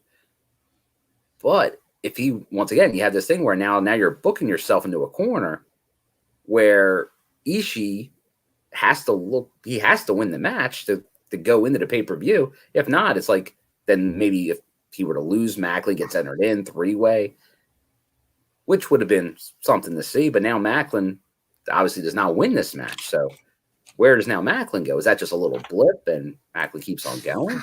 Because Ishii obviously looks good, looks like a strong contender against Josh.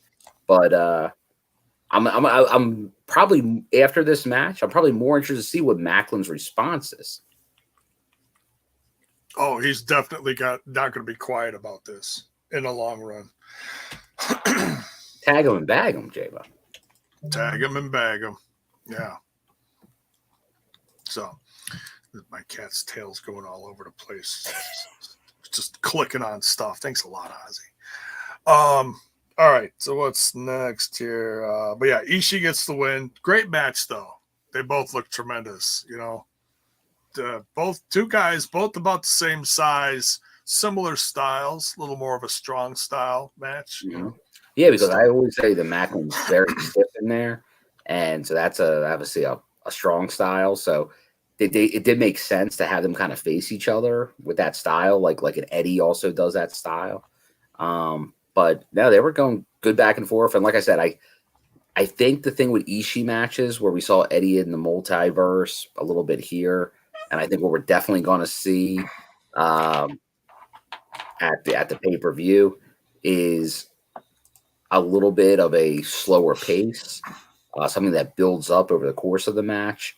And that's what that strong style, stiff matches usually are. Maybe there'll be a spot, or not a high spot, but a spot of some kind. And Josh definitely could do something pretty crazy in a match with Ishii. So we'll see. It's going to be interesting to see how they kind of gel. It could be similar to when he went with Suzuki, Murder Grandpa in that match. Could be some similarities in this one. Yeah. So great match though between these two leading up to the title bout this weekend. Then we get the promo right in front of Swinger's Dungeon. Yeah. We get Zicky Dice talking to Swinger himself about, things haven't been going that great for him. obviously needs more time in the dungeon, and we see all these women entering the dungeon. Some hotties, Bill. Yeah. You can tell Zicky's definitely getting excited here. And then all of a sudden, was it swing? You guys swing? Yeah, exactly. That's what he's saying to all the ladies. He hands Ziggy Dice some leftover stuff, some used stuff. It's a ball and gag? Little ball gag. Oh, God. Between friends. So he puts it on, and he sees the next.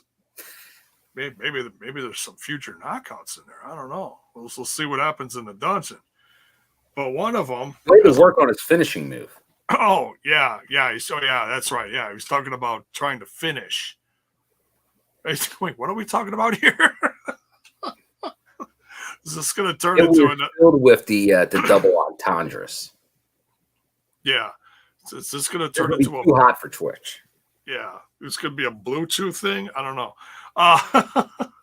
So she cracks him in the head with the thing, and he gets all excited, and he starts almost neighing like a horse with the ball gag in his mouth. It was outlandish. Oh, it was more than outlandish. I absolutely lost it. I was laughing so hard at this. It was just crazy. It's the fact that it was used. Oh, God, he didn't care. He didn't care. Man, what is going on in that dungeon, Bill? Well, we don't know. We can't see in the dungeon. But it's amazing, I imagine. Oh, a bunch of people just wait. Hold on. There's word. There have been some people that have seen what's going on in the dungeon. Hold on. I have seen that penis. Oh, dear God. And why is Don Callis in there? It's not what the dungeon's for. All right. Oh, they got a good soundtrack out here. Disco fever, disco fever, disco fever. Yeah.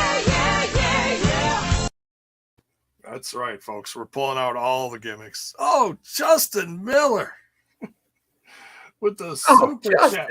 Thank you, brother. Outlandish Swingers Daddy. That's right. All day long. Thank you so much, Justin. Much love. Main event time. We got a monsters ball match. They let the gentlemen loose from their dens, we'll just say. They're locked in there for 24 hours. And I'm going to remind you again, without no light, without food, without water. They were pretty much in the hole. They were. It's like prison, only worse. Something. Man, somebody call a union. PCO versus JONAH. This feels like it's like the final chapter. Does it feel like it's the final chapter? It feels like it, yeah, because I know I mentioned before, I thought they would need some type of gimmick match to really finish this feud off. I thought maybe some type of steel cage match would be a good way, but Monsters Ball, fitting. Very Impact. So they start out, obviously, Brian Hebner opens the door, gets it all going right from the start. And interesting because we obviously seeing it live. Same thing. It was like we were waiting for entrances, and they're like, David Pencer's like, wait, they started in the back. Let's go to it. So we were seeing what you guys saw, obviously, the same thing on a screen at first. But my memory of it is like that initial backstage, but then the stuff on the staircase, I don't think that was, I didn't see that. So that was good to get that extra piece in there, more of that backstage going together before they made it out in front of the fans. But as we see in like PCO this whole time, over like Rover. Totally. Yeah. And obviously, you know, different guys are going to be more over in different towns. And maybe I'm just not realizing till now how over, like I've seen that, you know, JONAH is very unique, but PCO is just he's like, and JONAH's been over too. Like JONAH definitely has fans. Oh yeah. And it's tough not to like JONAH for his style. But PCO, there's towns where he's even been more over, but he's been over from the get-go. Seeing PCO live is a different experience. I think he translates pretty well on TV, but seeing him live is a whole nother thing. Because that's a guy that you're like, he like for the same reason that like a lot like a Jeff Hardy. He's a daredevil in there. The stuff he's doing, it's like, how is he doing that? Like every time he does that move where he goes off the hardest part of the ring apron, it looks like he's breaking his neck every time he does that move. Oh my God. Yeah. But how do you do that move and not injure something or tweak something? And he gets up every time from it. That's why he is not human. It's crazy. It's unbelievable. And when he came back on the Indies the handful of years ago with this French-Canadian Frankenstein gimmick with Destro hooking up the car battery to him, it's been crazy what he's done. And I see Critical Sting because I heard them saying this, the de-animator, the reanimator, the de-animator. Oh, yeah. Him and what he's been doing with the crowds and even in the ring, Ring of Honor put the world title on him within the last couple of years. That just shows you how far he's come with all this. Like that was Ring of Honor was still like that was shortly after like all the Bullet Club stuff going on there. A lot of eyes on that. And PCO is world champion. It's not crazy. He is something right now. He is I'll call him, and this is wrestling, a special attraction. Yeah. Yeah. And there's nothing wrong with that. You know? So for however long he is sticking around, I know Impact Wrestling fans certainly are appreciating him. Not sure if this is the end of the road for JONAH, but if it is, man, he's because he hasn't. I don't think he's hardly lost, has he? No, he lost to Josh Alexander, and now this one time with PCO. Yeah, that's it. So this, I mean, if anything, yeah, this really does feel kind of like the end of a chapter between those two, and it could be the end of the road for JONAH. I don't think it'll be the end of the road for JONAH. I know he's back in Australia right now, but I think you let this cool down a bit. He's still, look at, like we just said, he has 2 losses, one to the world champion and one to PCO, who I think, like I mentioned, I saw him do this match on the Indies as well, twice with PCO. Right. So I think he has a ton of respect for PCO. So I think he's fine with that. And his other losses to the world champion. So I could definitely see him coming back. And what's the one thing the 2 people he lost to have in common, J-Bone? They both have a fascination for chairs and violence. Josh and PCO are both Canadian. So maybe if a Team Canada were to form, maybe JONAH helps go against Team Canada. Maybe that's what he wants. The world versus you got a whole bunch of representatives from different country go against Team Canada. There you go. So yeah, great main event. PCO pins JONAH after a PCO salt. Man, just the stuff that this. Oh, you're right, and I did miss that one because that was from the paper. Ishii also beat that. That was because he. Oh yeah. That was very recent. Right. Yeah. yeah, certainly did feel like this could be once the he end lost of. to Ishii, that's when we were kind of talking about it. Once he lost to Ishii, you knew something was going to happen pretty soon. Yeah, it definitely had that feeling, but so Nova says so. JONAH loses to non-Americans. Yeah, If you're American, you're in trouble. yeah. Better sign that last will and testament on that little bit of toilet paper. So yeah, great episode. Covered a lot of different things leading up to Under Siege this Saturday. Shall we go over the card again and do our picks? Get some picks in here and let us All know right. in the chat. What do you think? Yes, absolutely. We'll do a little share screen of Rooney again. I know we've been having people come in and out of here all night, so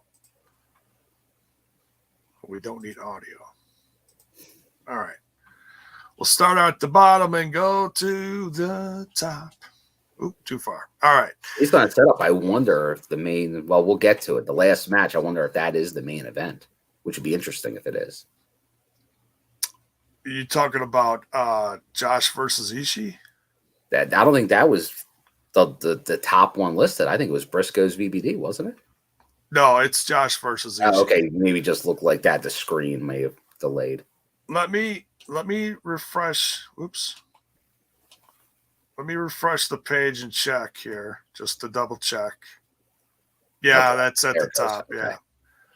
Yeah. But I mean, it certainly could be the tag champs too. That certainly does feel big, and there's a lot of little things going on here. All right. So, did this show up all right? Yep. Okay. Good. All right. So, countdown to Under Siege. We got 2 matches. One here. Hang on. Reading oh God. Sorry, just reading a message that came through. Rich Swann versus Laredo Kid. I don't know. I want to pick Rich Swann here. Same. Going Rich Swann on this one. Yeah. It feels like he has something set up with Cardona in his future, so feels like he's got to get the win here. We didn't have anything regarding Laredo, so well, once again, you could always be surprised, but I got to go with Swan. Yeah, I think so. Next here, we got a knockouts match. No titles on the line because it's a singles match, but it's still on the countdown to Under Siege. We've got Madison Rain with Tennille Dashwood in her corner versus Gisele Shaw. I got to go Gisele Shaw on this one. I know she just lost to Tennille, but they need now a team to face them for the titles. So I think this we'll probably get the debut maybe of somebody, a future tag partner with Gisele. And then maybe that's how, through some type of shenanigans, Gisele gets the win. Or maybe Madison and Tennille get kind of crossed up. Who knows? Maybe the return of an unhappy Caleb with a K influences this match. Oh, yeah. I mean, there's a number of things that could... What are you doing, Ozzy? Leave my earbuds alone. Playful kitty. Yeah, you know what? I want to go with Gisele Shaw with this one, too, I think. And honestly, I don't remember what the hell I picked the other night, so whatever. I didn't write anything down when I was live, so whatever. If I don't remember, it doesn't count, right? So, but yeah, it makes sense that if Gisele Shaw wins, then she has to find a tag team partner. And who knows what that tag team partner is? Maybe it is a return of Mia Yim. Maybe it is eventually going to turn into Deonna Purrazzo or something. Who knows? Who knows? But she needs a tag partner. So, all right. Next, we got on the main card here, we got the X Division title on the line. Ace Austin defending against Trey Miguel. Got to go with Ace here, 3-time X Division champ. He just won it. Trey, that's a quick rematch. I think Trey's probably got another run in him at X Division champion, but it feels like right now it's Ace Austin that's going to hold on to it. Yeah.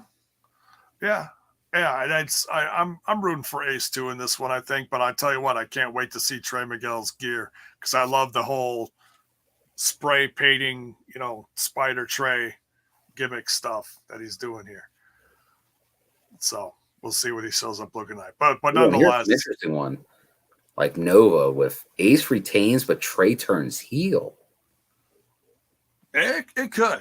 We're gonna have to. After the last in New York, it felt like Ace was getting as much a face reaction as he's gotten in a long time. Yeah. And just the fact that he shows up all black tonight just felt that's kind of a giveaway, You look at wrestling. Like when you grow the beard, you're a heel. Yeah. There you go. So, there you have it. Unless you always have one, then you're a face. But if you don't have a beard and grow one, you're a heel now. I'm just a little bit of both. You're a tweener. Yeah, right. That gray line. There's a lot of gray in here.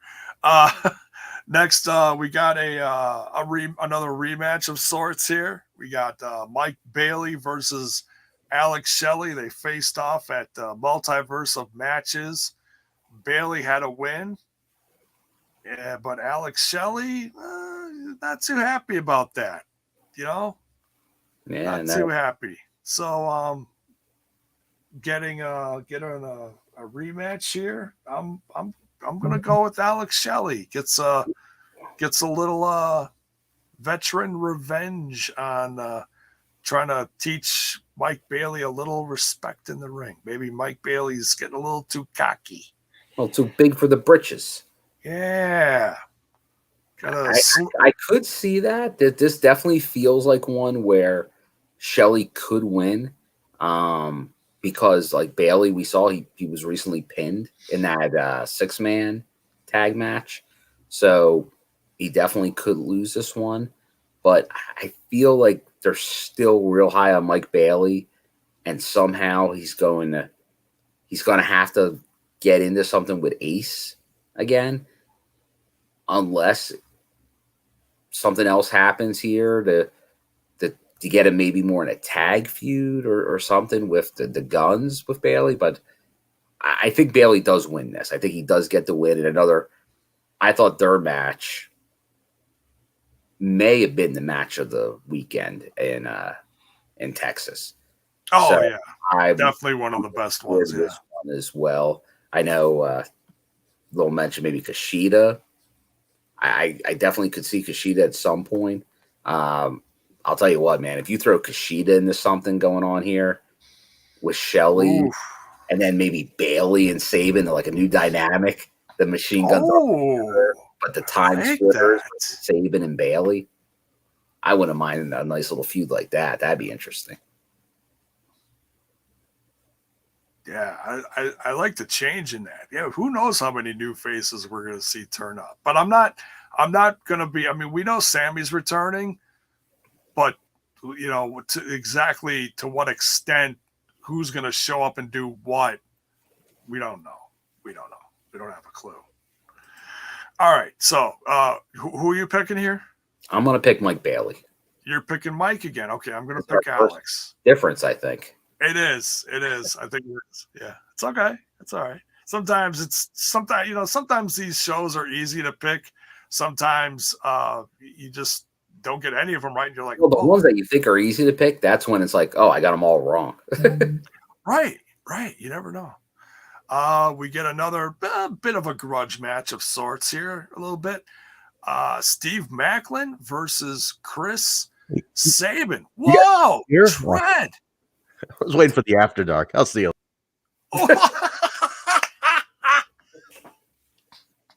I thought he had a big opinion on Chris Sabin and Steve Maclin. Chris Sabin wrestles like it's 20 years ago still. That's my opinion on Chris. And Steve Maclin has gotten a lot better. I'm going to put that out there. The good old Steve Maclin guy is improving constantly. I didn't have a lot of high hopes for Steve Maclin, but he continues to win me over. Anyway, call me when the After Dark is on. Patreons. Got to sign up for it. There you go. So you know that Veer's getting paid now. So yeah, gotta get in that Patreon. God, now I'm all excited for Trent. Maybe I'll have to do an After Dark. We'll see. Patreon. Yeah, right. I don't miss too many of those. So we'll see. All right. What do we got left here? No, well, we got a pick. Come on, David. Man, I'm sorry. Veer threw me off. Veer is here. He throws everything off. Steve Maclin or Chris Sabin? I don't think this is an easy one to pick here because no, it's not. It's telling me like Steve Maclin needs to win. He needs it. But Chris Sabin, every time I think he's not going to win one of these matches, he always wins it. But I'm still going to go with Steve Maclin. Yeah. I gotta go with Maclin too. Dude, he is just so badass, and the fact that he's beating former champions here and there, man, it's just maybe he goes back to the face paint again. Oh, come on, man! I need a like I know he's selling the 8x10s on the Impact eBay, but man, I need one of those where he's in either the his good looking jacket and or the face paint. The face paint is just badass. I love it. The evolution of this guy is just, I'm digging it. It really feels like it's building up to something special. You dig what he's saying. I do. Man. Cocktail hour, brother. Cheers. Hell yeah. So yeah, picking Maclin too. Knockouts world title. Tasha Steelz defending against Havoc. Whose uncle is this? Oh, settle down, Tasha. This one, it would really pop that local crowd because Havoc, this is pretty much going to be her hometown shot at winning a belt. It is. It's been a while. It's been a while. Last time was against Rosemary. Taya. I predicted Rosemary at Rebellion to take it off Tasha. I have a feeling Tasha does retain here. Yeah, I agree. Tasha, I tell you what, man. Tasha, I think, look, I've always been impressed with Tasha, especially when she was a tag team champion. I feel like this Knockouts title run of hers is really special. And I especially saw something, I don't know what it was. Maybe it was the hair, just how she presented herself at this last pay-per-view. Just felt like it was a whole new her. Mm-hmm. Like she's really fitting into this Knockouts world title holder, Well, yeah, we knew when she was with Kiera that she could talk, she can wrestle. And she's just getting more of a platform. And I think that's really determining it. I'm not sure right now who's going to be the one to dethrone her. And I see TJB here just threw it in there. Maybe it is Masha at some point. Maybe she gets all the way up there. But right now it does feel like you had the Undead Realm stuff sort of tonight with Decay. And who knows, maybe this is where Su Yung comes in at some point again and is the threat to Tasha. But feels like definitely a Tasha win in this one. Yeah, I mean, I certainly hope Sue comes back sooner than later, but you got to remember she's a new mama and, she'll come back when she's ready, No doubt. Don't assume anything, but women are tough. But yeah, I'm voting. You pick Tasha? Tasha. Okay, yeah, same here, Tasha. But I love Havoc. No, it would be great. Hey, if Havoc wins, I'll be celebrated. Oh, absolutely. And so will that local crowd, you know? So, who knows? Oh, got the big one. Oh, this one's going to be a lot of fun. 10-man tag, 5-on-5. Honor No More versus Bullet Club.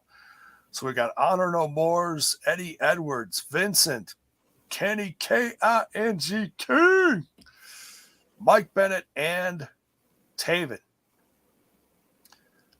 versus Bullet Club's Jay White, Chris Bay, the Good Brothers, Gallows and Anderson, and the returning El Phantasmo, the headbanger.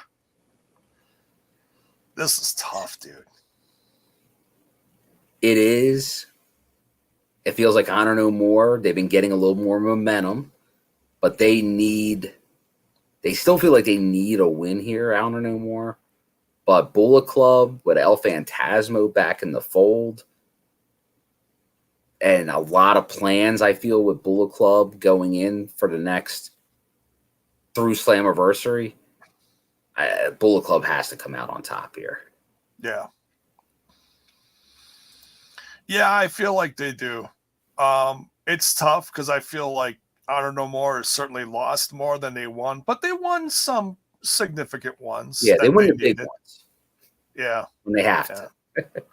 But win or lose, this one's going to be a lot of fun because this is a big stable war. Like who's running shit, you know, in Impact. This is what it feels like, you know. So it's going to be too sweet. Got to go with Bullet Club. Reina de Reina's title, AAA. Taya Valkyrie defending against a very hungry Deonna Purrazzo. She wants that title back. She does. And this one, once again, big fan of both of these women here. Oh, sure. But we went over all the Deonna stuff earlier. Taya just won that title back. I don't think she's going to drop it this quick.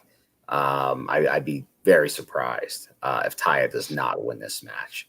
And like I said, I think that makes a lot of questions for Deonna, where she goes from there, tag, back up to the Knockouts title. But it's got to be Taya in this one. Do you think we see a returning John E. Bravo during this one? I don't think that happens at a pay-per-view. Okay. I feel like they have to do segments on TV to explain that. Okay. I'm just saying if he does, it's great to get that connection back. Especially if Taya isn't sticking around, which if she's not, hey, I'm okay with it. It's another company's belt. Like it's for just reals. Fall reels. Hell yeah. But yeah, I don't think Deanna's getting it back either. Taya's winning. She looks great though. Oh yeah. Yeah. She's great. All right. What do we got here? Tag titles. Oof. This is probably one of the hardest ones for you personally. This is tough. VBD defending the Impact World Tag Team titles against them boys, the Briscoes. I want nothing more than Joe and EY to keep these belts. However, I feel the Briscoes are going to win these belts and take them. And I hope that then maybe Joe becomes the man going forward. But we'll see. I don't know. Yeah. I mean, maybe this is if VBD loses the titles, maybe they just evolve a little more into something else. Who knows? Yeah. Not that I want them to go away, but you know, and Eric Young's good for that. Who knows? And who knows? Depending on the new Sammy gimmick, maybe that involves a VBD that could lose the belts, or maybe the Briscoes. It seems like anybody could fit into this new Sammy group. Ooh, yeah, hard to say. So I gotta go Briscoes here. I am so excited for them boys being a part of Impact Wrestling. Would I have liked to see them maybe go through a few more teams? But then you don't want to see the same teams get beat again by the Briscoes over and over again. So let them run through, you know, the tag division, through the stables, whatever. Hell, we might even see a few more new faces over the course of this spring going into summer as far as tag teams. Because this tag division, you know, people always say, oh, it needs work. Yeah, and we've said that too, but guess what? You look at all the Bullet Club stuff, you got a couple different ways you can split that. You got Honor No More, plus other tag teams. Man, it's a hot division. It's a lot of fun. That's proud as a peacock. Settle down, Eric. Settle down. But yeah, gotta pick the Briscoes. All right. Briscoes. Last but certainly not least, World Impact World Title on the line. Josh Alexander defending shortly after that big win, two weeks in a row against Moose. Can I just say here, this match makes absolutely no sense to me at all. It makes absolutely zero sense to me that Ishii can come in and be like, I just want a shot at the title. That's it. There's a whole line of Impact talent here who fights for this title, but I'm just gonna walk in here. This is where they're losing me on this kind of shit. This is way off the rails here now. Ishii has no connection to this. He's nowhere near contendership of this title at all. Well, who should get the shot? Anybody but Ishii. He's not even on the roster. I mean, look, you could put honestly, I mean, I know there's everybody else is tied up and stuff, but I feel they rushed the Moose rematch. They could have put the Moose rematch here. They did. That's why they rushed it, though, to not have that as the reason. Because that was the obvious match to have on this show. Yeah, but I feel that was really rushed. But I don't know. I mean, you could have put anybody else in here. You could have had, I don't know, man. I mean, I'm trying to think who's not booked in something else. I just feel like Ishii is such a hot shot for this. It is. Like, they have the few bases. You got to go all the way back to the show I went to out in LA. Because he did beat Moose Ishii in that match. Okay. So there's that. But Moose wasn't holding the title at the time. He wasn't holding the title then. True. Right. But he did beat him when they had a match. He did beat Eddie at the Multiverse. Another big name. Okay. That could have been there. And then he just beat Maclin, who had all the momentum out of Rebellion to get this title match. He seemed like the contender. He's got some wins, but it's over the course of. Well, again, I don't agree that he should get the match either. Yeah, but like those 3 wins don't equal title contention to me. You know, put it that way. Like you're going from like here to here on that. You know what I mean? I don't know. It's a little tight for me. I mean, shit, you could have given what is JONAH in the match? Is he fighting PCO on this thing? No, JONAH's in Australia right now. Oh, okay. Because I think JONAH would have made sense. The guy just lost to him at Rebellion. At who? Well, not to Josh. Well, no, he lost to JONAH. Who lost to JONAH?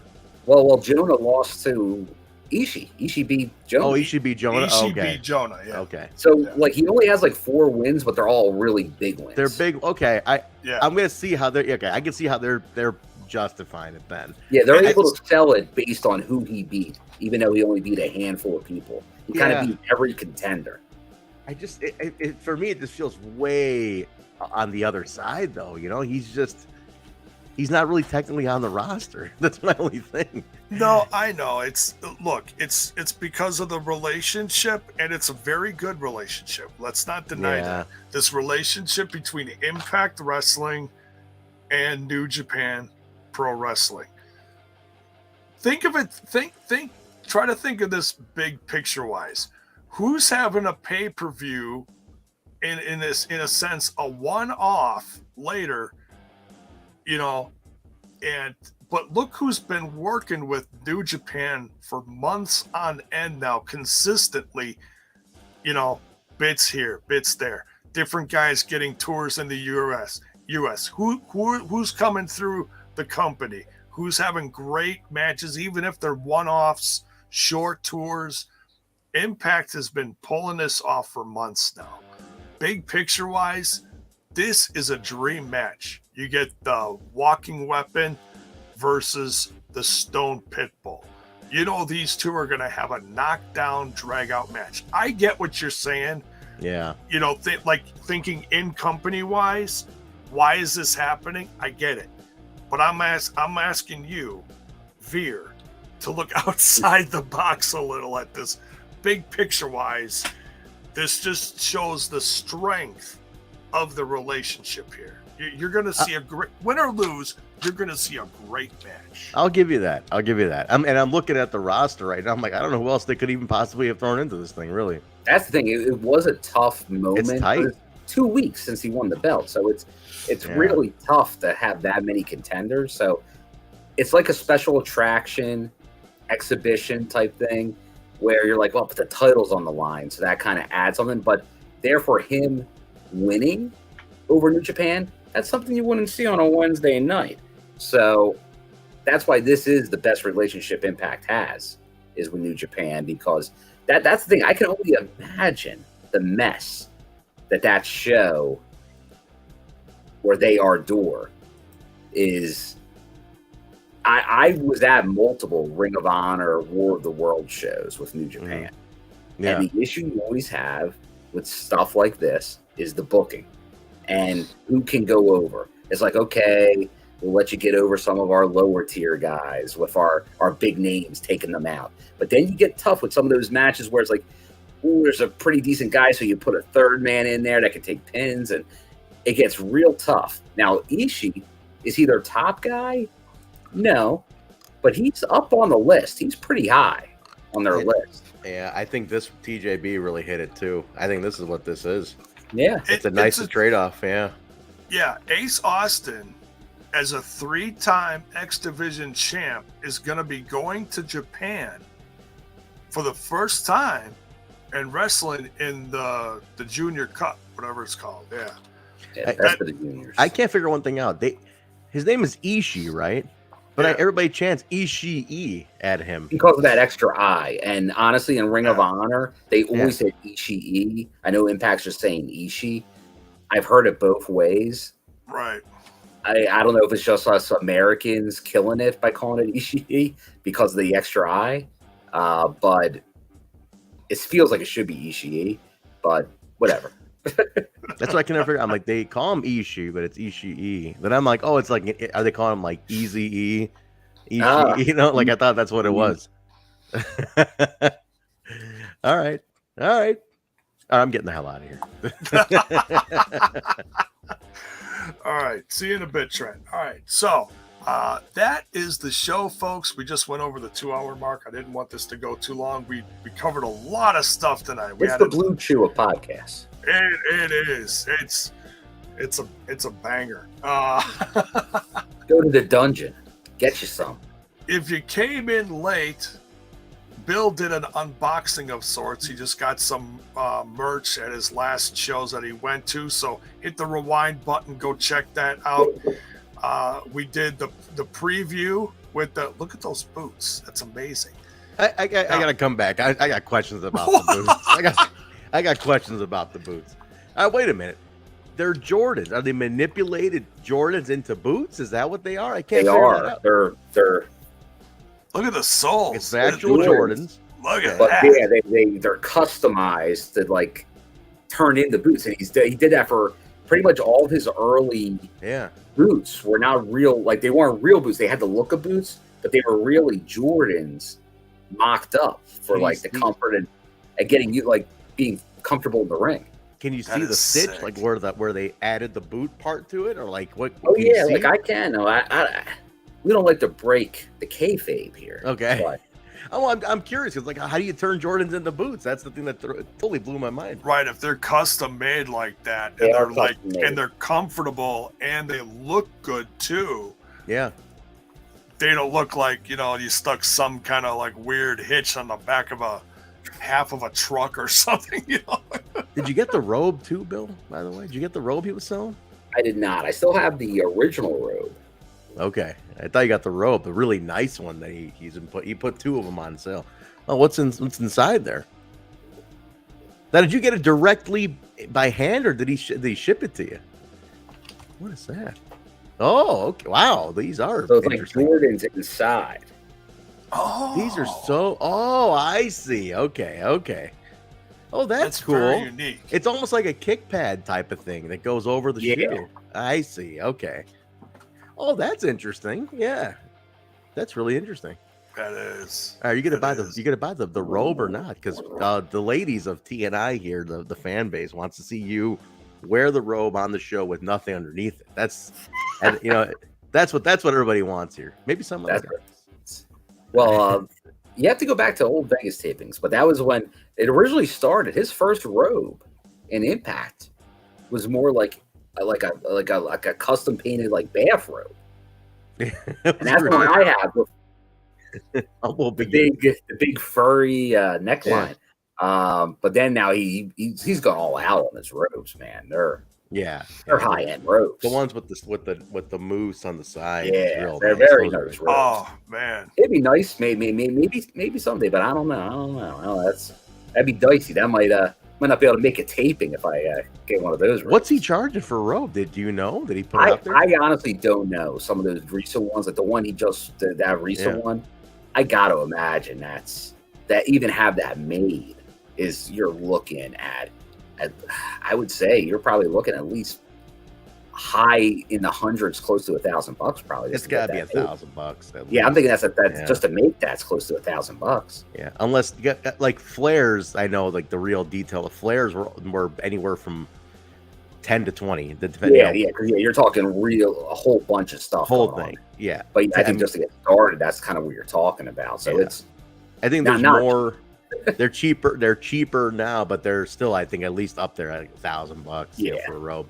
So you're gonna have to be paying at least a little more than that to get it. But I think what these guys are doing with selling all the gear nowadays is like that, putting it into the world, and it just it floats out there. It becomes collectible, and it shows up, and people start showing it 20 years from now and things like that. They're trying to really put it out there on purpose. Mm-hmm. With all the gear, because back the old guys didn't sell their gear; it just ended up with people. That's how. It was just like, oh, here you go. Some people would steal it, or they just, I don't need these trunks anymore. Here, kid, here's my boots. Like recently, there was like Jimmy Rave's daughter looking for some of his stuff. Just kind of over the years, who knows what happened to it? Who knows? She's looking. She's been. I don't think she ever found it though. I don't think she ever got the jacket.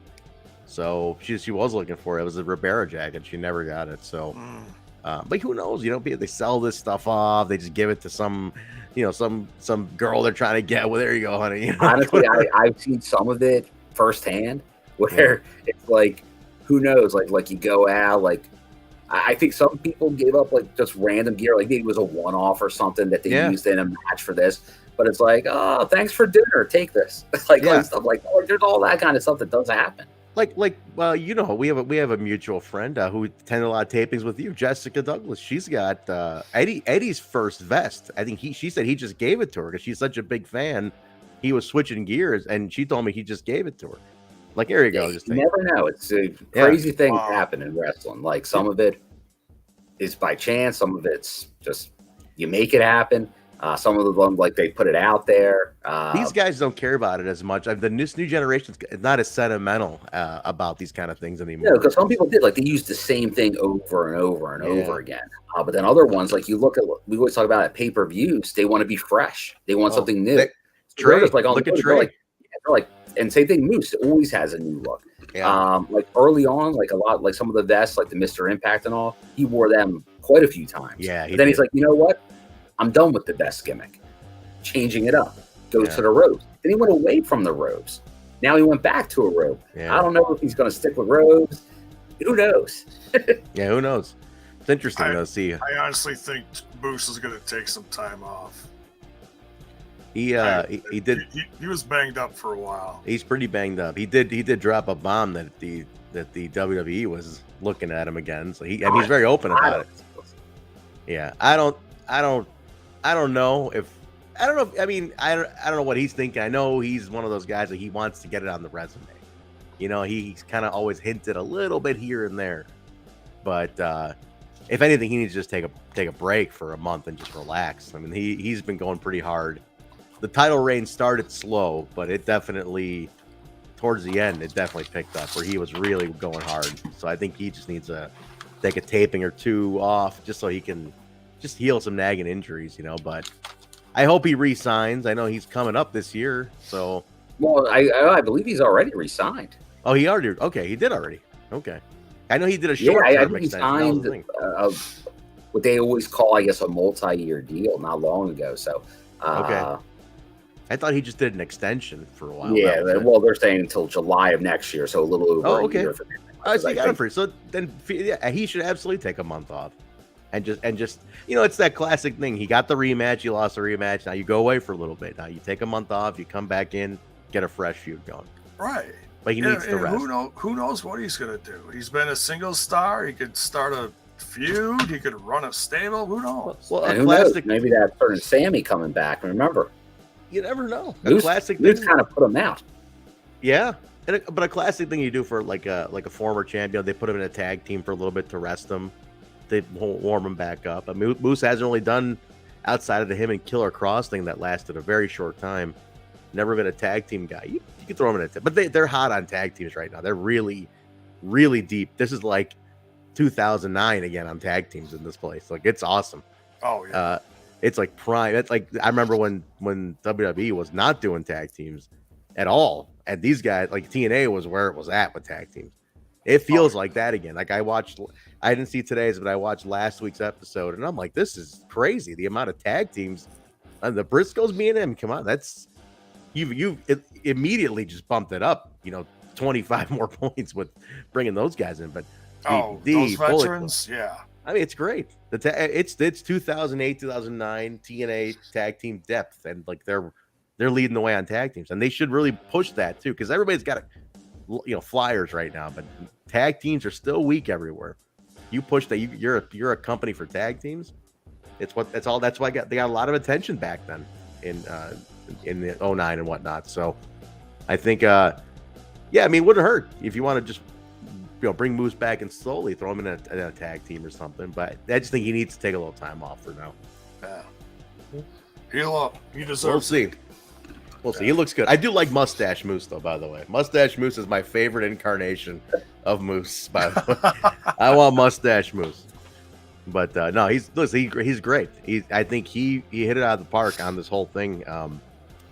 Like I said, started a little slow, but once he caught the groove on everything, I mean, everything improved. And like the promos, and the matches. The match with Josh was excellent, and they went a long time. And when you're cutting promos with now, I think almost everyone's favorite bite. But the truth is, you're nothing but a mid card donor. Love that it's card donor, but no, he upped his game. He exactly what a champion does.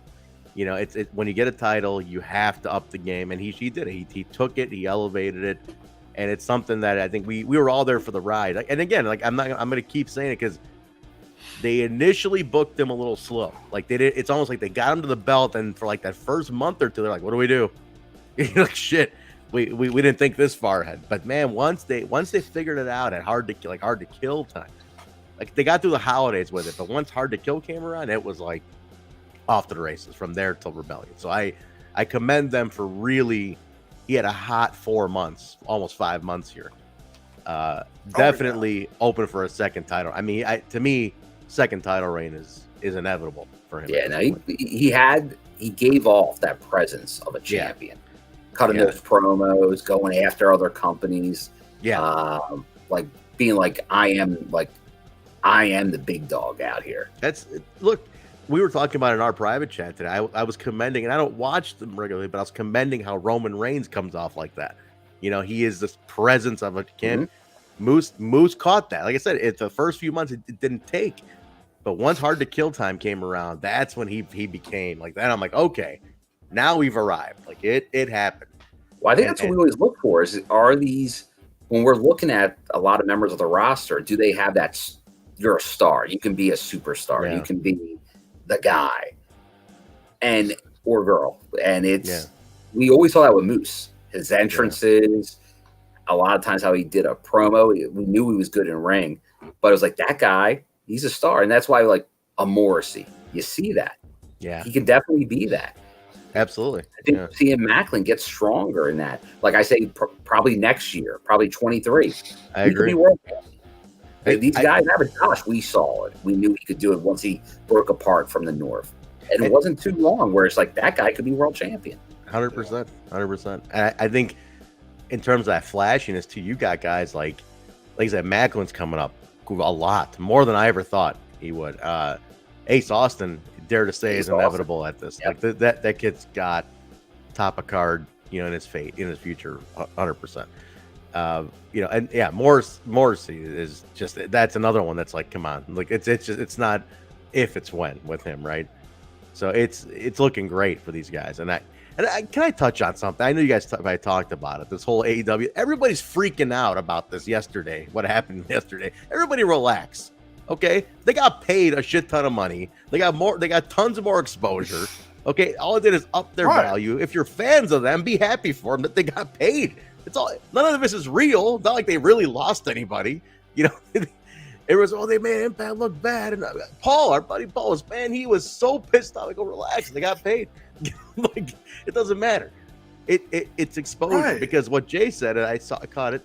Somebody sees them here. And then it happens to Impact. Oh shit, they're still around. They're on there. I like that girl. I'm gonna go watch her on Impact now. Yeah, it just brings eyes, man. Or like I said, the journey of Morrissey has been just amazing to watch. His comeback from the dregs of the lowest you could possibly get, almost dying. Look where he is now. Think about it, man. He had a great quick match with Wardlow in part of a very important storyline in that company, and I'm proud of him. Win or lose, I'm damn proud of him. And you knew that they weren't going to leave that Ring of Honor belt on Dion. I mean, we knew better. I mean, come on, this guy. They won. It's no way. It's not our belt. It's not their belt. Impact's belt. Yeah, it's not. Their, they have to get it home.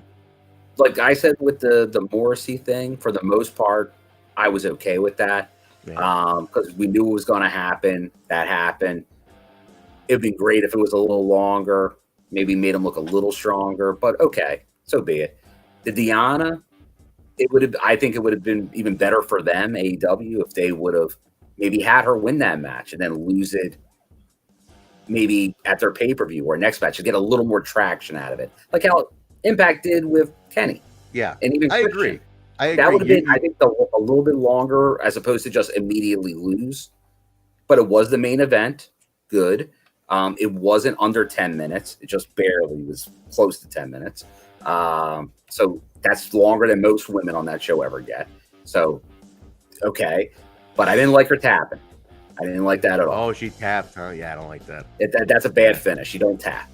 Yeah, because she never taps. Your division can't tap on another show. Because she's not a tapper. She doesn't. Tap. She makes everybody else tap. You know. That's I can the see one that. thing I don't like. That's the one thing I didn't like. But I'll tell you what. Yeah, the thing is, they couldn't get more mileage out of it because they got so many damn people on their roster for them to give a second match to somebody that doesn't even work for them. You know, it's like you're right, and that's that's the criticism you and others had during the AEW people showing up on Impact. Yeah, that they were taking opportunities from those on the roster. I mean, I don't mind a guest spot here and there, especially when there was a tie-in like a Kaz and a Chris Daniels and a Jerry Lynn here, whatever. There's history. But when you got like private parties showing up, I'm like, give me a break. You know, like you guys couldn't figure out what to do with them over there. So you're just sending them to fill a match here. While Willie Mack and Rich Swann were sitting in the back, these idiots were out there. You know, I'm like, come on. So that stuff I don't like. I don't like taking away. But AEW's got so many goddamn people. They're like, you're not gonna get a second one out of Dion. They're like, get our belt back and let's just be on with it. Yeah.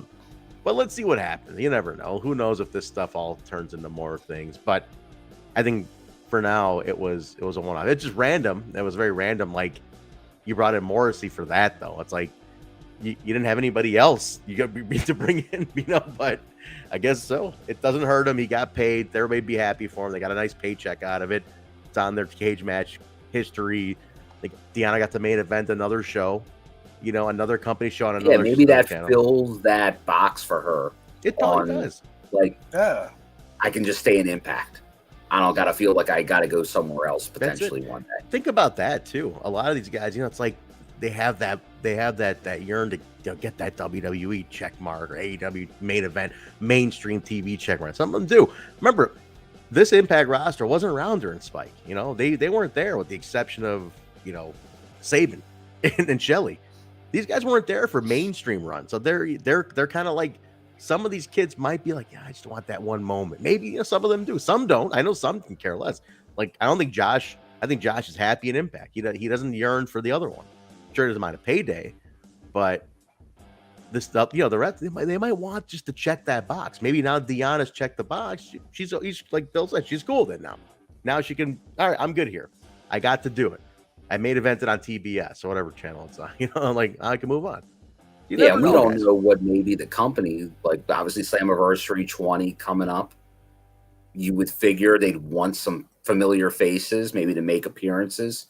Maybe this is part of maybe we'll see some of these people come back again.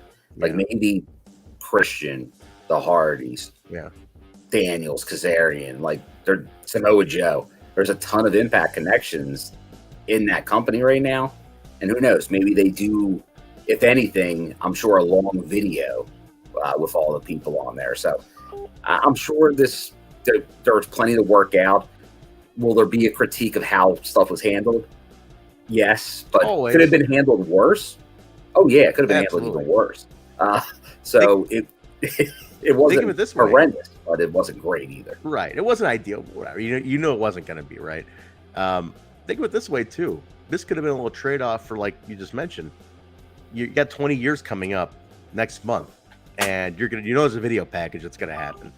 You need to get Daniels and Kaz and Jerry Lynn and Matt Hardy and Jeff Hardy. Like you got a lot of people who you definitely want to have on that video package. It's gonna eventually happen. Maybe it's a little trade-off. Here, we'll give you. Maybe if you're sending your talent and you send a camera with these guys to be around them, then you could film all those vignettes while you're at Dynamite. Maybe they got all that. I wouldn't be shocked by that. I think they might have. TJB mentioned something. He mentions AJ and Rude. I got a weird feeling maybe they might even get these guys to say something. I think with the whole Mickey thing, maybe. Because remember, every time you do that, most of the time, the idea is to send somebody with that talent. You have a representative, whether it's somebody documenting it for their own TV or behind the scenes, because there was some behind the scenes interviews with Mickey that she did backstage, and she's talking about Impact. Now I don't know if Kevin Martin get that on tape. Like who got that on tape? You know what I mean? So usually you send people with. Kev, never doubt. So I'm thinking did somebody go to Dynamite and document those interviews for the inevitable 20 year documentary? I think there's a very good chance someone was there. I think so, because they're already there. All that talent's in one house. All right. There was multiple Impact people there. It feels like it had to happen. Like I think so. And who knows? Like, maybe even someone higher up was there. Maybe Scott. Maybe Anthem. Somebody from like with two fairly big names from the roster going there. I think you definitely had people there. Ross may have been there. I don't know. Like there was people there. Somebody had to. Usually a higher up will go there when cases like this, just to make sure everything's on the up and up. You're not being made to look like a bozo, things like that. Old school thing. I mean, every time the NWA champion went to another territory, overseas especially, they always sent an enforcer with the guy to make sure nobody fucked around. Like I just was reading about how Harley Race had Flair, he accompanied Flair one time to Japan. Rowdy went with Flair down to the islands one time because they had to make sure nobody pulled any shit. Got to have somebody with you. You never know. I mean, that old school mentality still exists. These guys may say send somebody just to make sure, hey, what we agreed upon is going to happen here today. But you never know, man. I truly think there was a camera there, and they got the interviews they wanted, and they're going to put it on a little 20-year doc. I think that's what's going to happen. And I pray that there's a 20-year documentary. I'm talking at least a full length, like at least an hour-long documentary. Yeah, maybe at least like a Barbosa it gotta be. At least Barbaro's one of his longer ones. I think I'd hope he's doing one, or somebody's making something, because this is it. I mean, this is 20 years, and I guarantee you get at least a 5-minute cold open. Oh yeah, the cold open what goes without saying. I hope they put something out. Like this is special. Like there should be something planned for this. Like, a DVD documentary release, or I hope that's being worked on in the back, because luckily a lot of the guys are still alive. This generation is still living. It's they're retired or elsewhere, but you can get these people. So like, get them now while you can, and put this together, because 20 years is no laughing matter. I think this is awesome that they got to this point, despite a lot of critique. So definitely, we'll see what happens, man. We'll see. I'll let you close the show out. Hey, that became an after dark? That would be my only after dark at this point. Yeah, I think we turned it into an after dark. You got a bonus clip out of this. You got a bonus half hour from. Yeah, you stay along to the end. You got a freebie.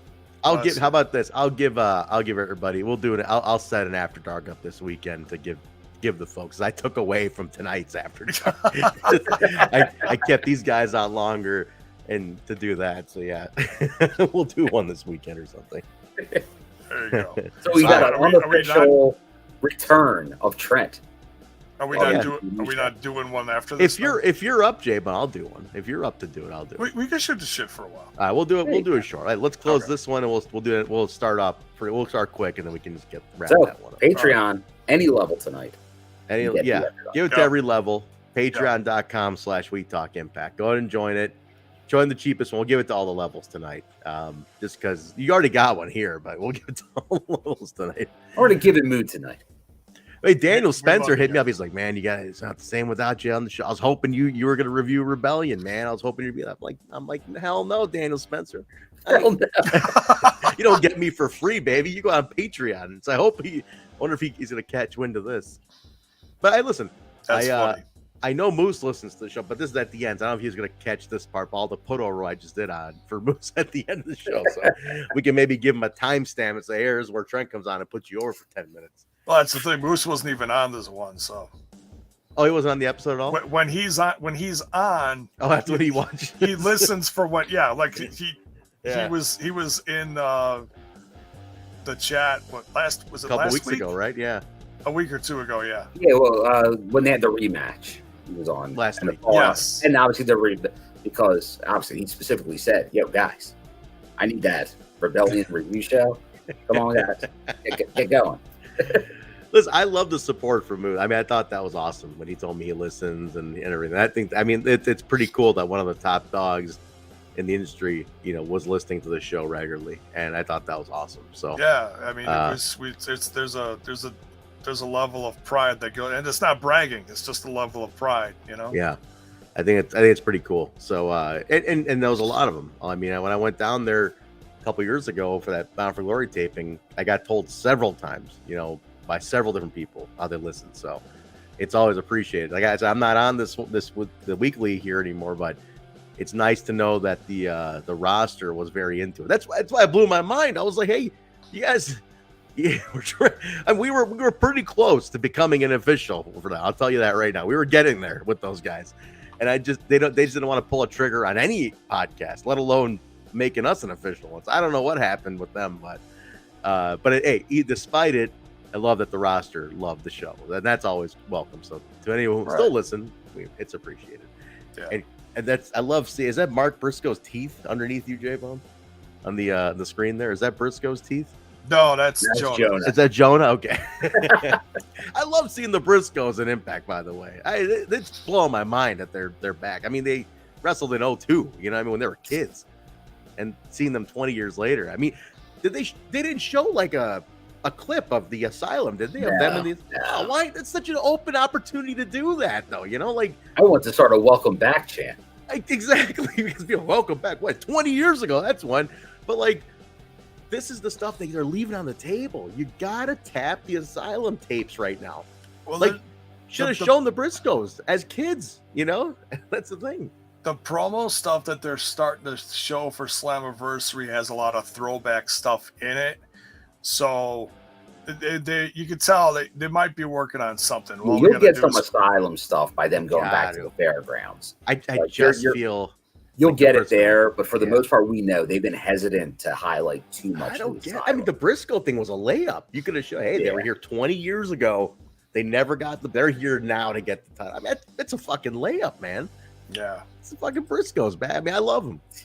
They're insane, by the way. They're absolutely they are bananas to this day. But they're the sweetest guys. You've met them, right, Bill? They're like the sweetest guys in the world, though. Like, they're super hey, thank you, brother. I appreciate you coming out. Very nice of you to be here. Then he gets in the ring. It's like, y'all gonna get fucked up today. That's pretty accurate. Pretty accurate. It's true. Like, they are very polite. Like, they're super grateful that you're even talking to them. Thank you so much. Oh, it's nice that you come out here. We appreciate it. You know, love it.